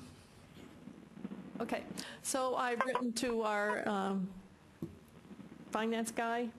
He may come down if he gets it and wants to see you guys. And if not, we will be sure and let you know what that means. Yes, and you guys, it will be different. Yeah. We are different. Yeah, you are. Yes, we will send all the handouts to you. Is that what you were going to say, David? Yeah.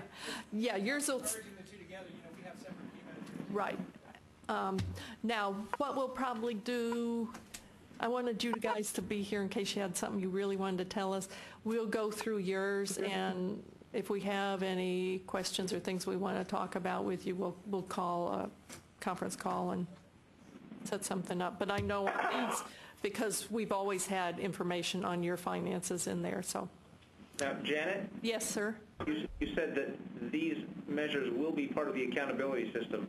Are they going to replace key measures, or are they going to be contextual measures, or where will they They'll be listed under contextual, and they're not replacing anything. Okay. Okay. Instructional support as a % of total operating expenses. Any comments on that?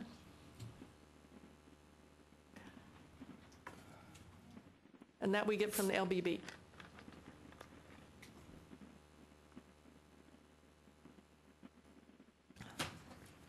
Tuition and fees we get from the college student budget report that you send to us each year before the semester, before the fiscal year starts. Who sends that? Your college student budget person? Because I'm looking at our numbers, and there's something really wrong with the one for, well, that's FY 2000. Okay, never mind.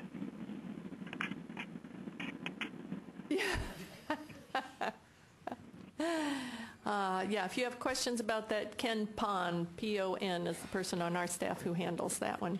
And because we're going to get low on time and we want to get you out here by 3 o'clock, Gabriela, you want to just scroll down, you can just see we have a representation of your full-time, part-time faculty there.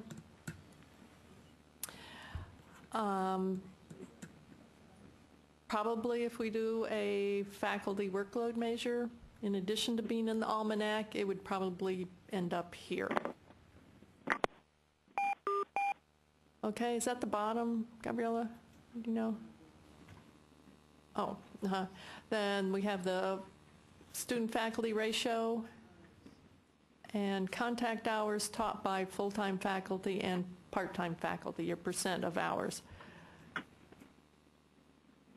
Now, in terms of items for the almanac, I know we said we'd think about what you commented on earlier. Do any of those measures there make any sense for suggesting something that would be used in the almanac?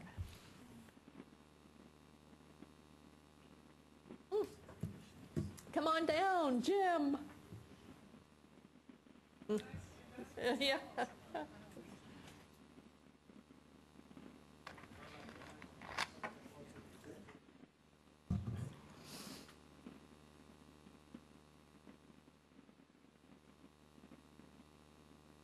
Okay, so here. Yeah.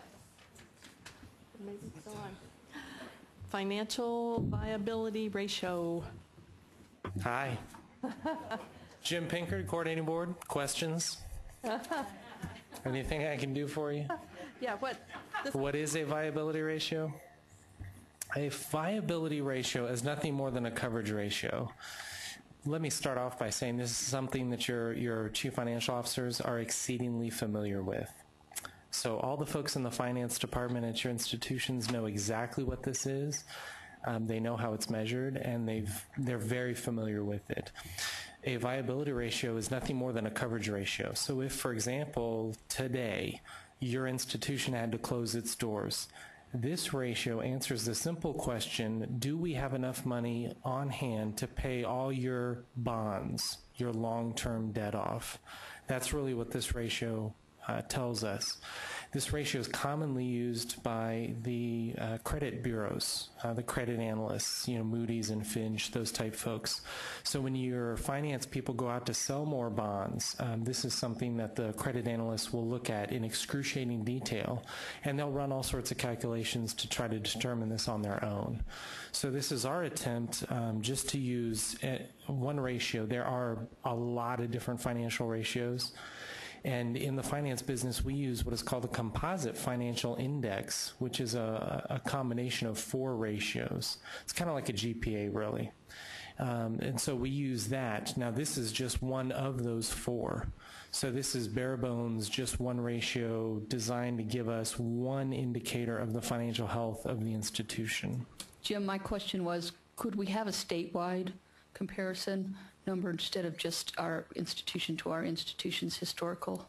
Well, there is no statewide comparison because that would presume that we would have data across the whole state, which we have, but in CARET, which is a system that this links to, the accountability system links to, CARET is the community college something ratio, something. It's a system I can't remember the name of the acronym. But it's where we have all their financial information. So it goes into a lot more detail about their finances. And so in that, you can click a button that'll give you all the ratios across all 50 districts. And so what the financial folks will do, your chief financial officers, is they'll compare. They'll usually pick a cohort and they'll compare across a number of schools. So if I'm at Alamo Community College District, I might pick Lone Star, Houston, Dallas, and I might compare my ratio to them. So we could add the, based on size, the accountability system peer group? We could add all sorts of crazy stuff. My recommendation would be not to, and that's why we put the link to CARET in there, so that for those folks who are a lot more interested, they could go to this alternative system, and that would give them the capability to do all that and much, much more should they wish to. And Jim, if there are 4 measures, why did you choose this particular one? Good question, because this is the easiest one to explain.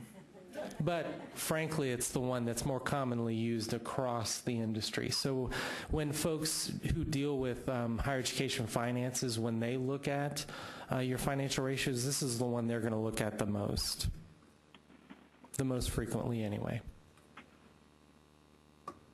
Okay. Any more questions for Jim? Come on, make it hard on him. Think of something. That's just plain mead. Yeah. Thank you. Sure. Did you need me for anything else? You want me to stick around? Anybody else have a question for him on any other topic? Okay. Nope. You're dismissed. Thanks. Thanks for coming down, Jim.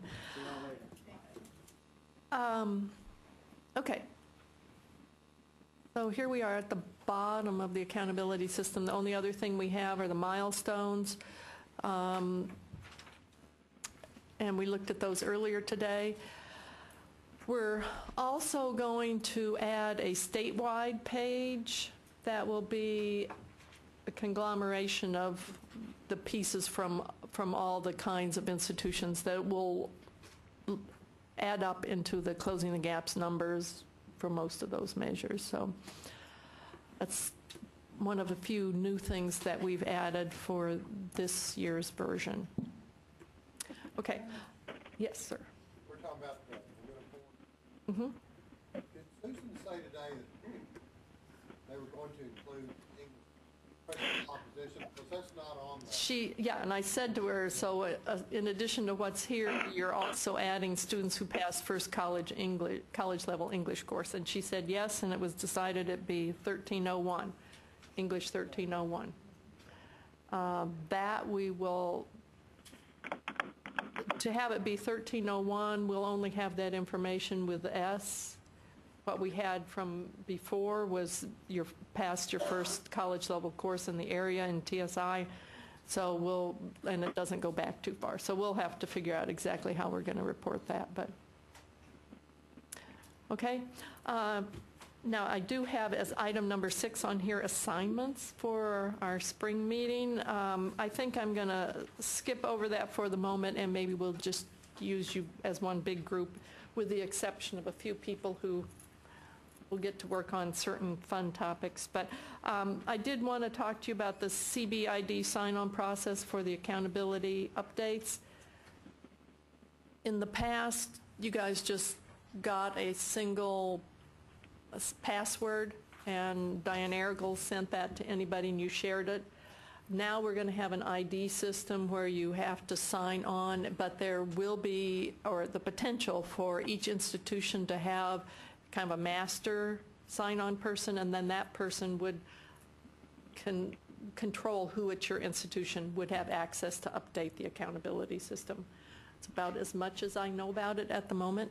And so I'll be writing something for you. I hope our IT section will be writing something for me so I can tell you how to do it. But I assume that most institutions, more than one person works on accountability. So rather than having lots of different people come and want to sign in, they have this master system. So your institution can control whoever has authority to do it. Other update, core curriculum. I know in the past we've talked a lot about the core, and I know Larry left, but Danita's on as an advisor related to assessment, and Joyce, you're still on. Anybody else on the UEAC working on the core? Okay. I did give you a couple of pieces of paper about this. It's going to go to our October board meeting, I believe. And so you've gotten all the proposed rule changes here as reported on the Texas Administrative Code System. And then you have a summary of it. And it seems to me, Joyce and Danita, that the only real change from what we've heard about in the past is that the 2 institutional options will now have to be something that would be part of the core. Is that correct? At least that's what I'm hearing from, yes. On the institutional options,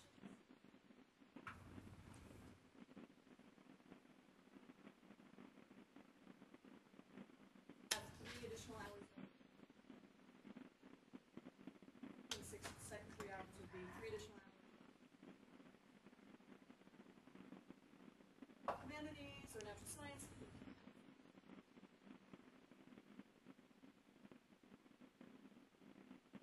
I'd say if we had more time, I'd ask Lucy to come down and talk with us, but we're going to run out of time. If We have ever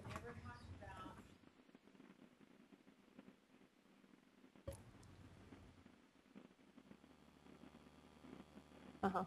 But it does have to be part of what you would consider a core course, as opposed to in the past. Get an official statement. If you Folks talk to writing and okay. it's ambiguous. Okay. Could you do me the favor of sending me an email and asking me that question? That would be, and then I can just forward it on, and I will, when I get a response, send it back out to everybody so you'll know the answer to it. I still recommend to supplement 2305. Yes. Yes. Yes. That's the sequence that they have chosen. They said it was like 49 to 51 in terms of people on the UEAC and what the institutions did, so that was the selection that was made. And it won't go into effect immediately, but shortly. There seems to be a lot of faculty concern over this from those I've talked to at different institutions. Yeah, and you know, the idea I think was that and there you see it up there at the very bottom, Gabriella, about government, that this is one of the areas in which we heard the most complaints from students, from parents, from legislators who heard complaints from the students and parents and others, that it just wasn't friendly to the students to have these two options. And so the decision was made for the students' sake, not for the faculty's sake, that we had to go to just one option. And it was discussed at the UEAC, and then as part of the student learning objectives for the ACGM, there was a government group that met and talked about it, and I think they were the one who made the final recommendation. So, under the new requirements, will the core go to 42 hours? yes. It's my...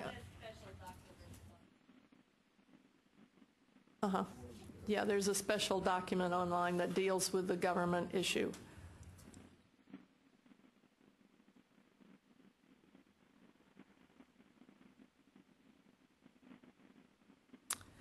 And the online resume we already talked about. So, look, we have 9 more minutes. Anybody want to talk about anything? I know we're wearing you out. Anyway, yes, Jimmy. On that question about the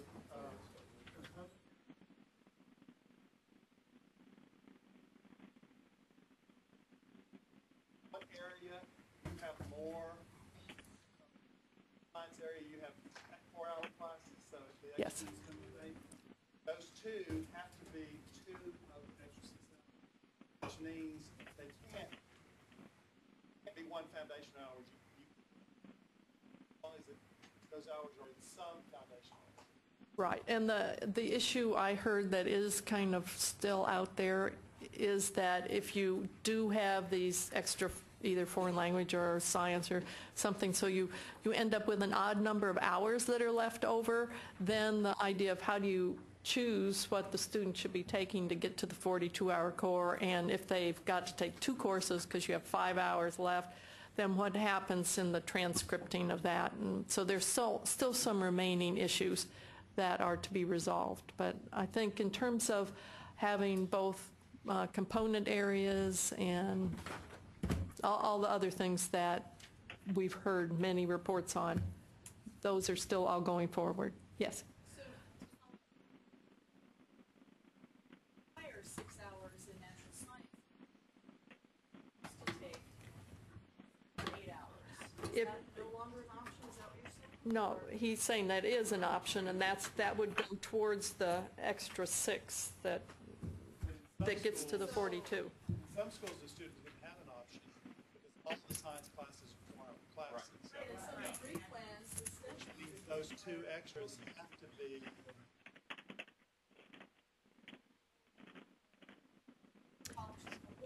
Yeah, so that's... They said make sure that whatever course that the student takes to make that 1 hour major, so then it will still transfer, even though it might not be more. That's why you just have to be careful what courses you pick. The other concern that's a major concern I've heard is about the first-year seminar courses, because there is not a component area that deals with first-year seminar, or as I got a call last night regarding CIS courses, not a component area. So those courses could not count because it's a component area option, not an institutional option. Those could not count towards the core. I think there was a discussion of if you're having like capstone courses or something that might cut across several different topics, that you now pick a topic and have it in that one. And then am I understanding theoretically that this 6-hour area then could be sort of a dumping ground? We've got a couple extra hours here in biology, and we've got 1 extra hour in foreign language, and so everybody's degree plan is different. And their degree plans are different, but everybody's core is different. I find that very messy. I think the idea, the rationale that I heard was that students or some institutions now had items in their core that were really not core courses anywhere else, and they wanted to delete that option to make it better for students. They also stress the fact that we should be thinking courses. Janet, I have a question regarding core complete. You can compliment the, I know that's, you know. Okay. I think I heard you mention before that the number of students across the state who are actually awarded core is minor or not. Yeah, if you're online, Gabriella will show us what we've got out there. Anyway, so thank you very, very much to everybody who's here, and we'll stay and answer questions for as long as somebody wants to hear answers or talk about things. Thank you very much. Have a safe trip back, and thanks for coming.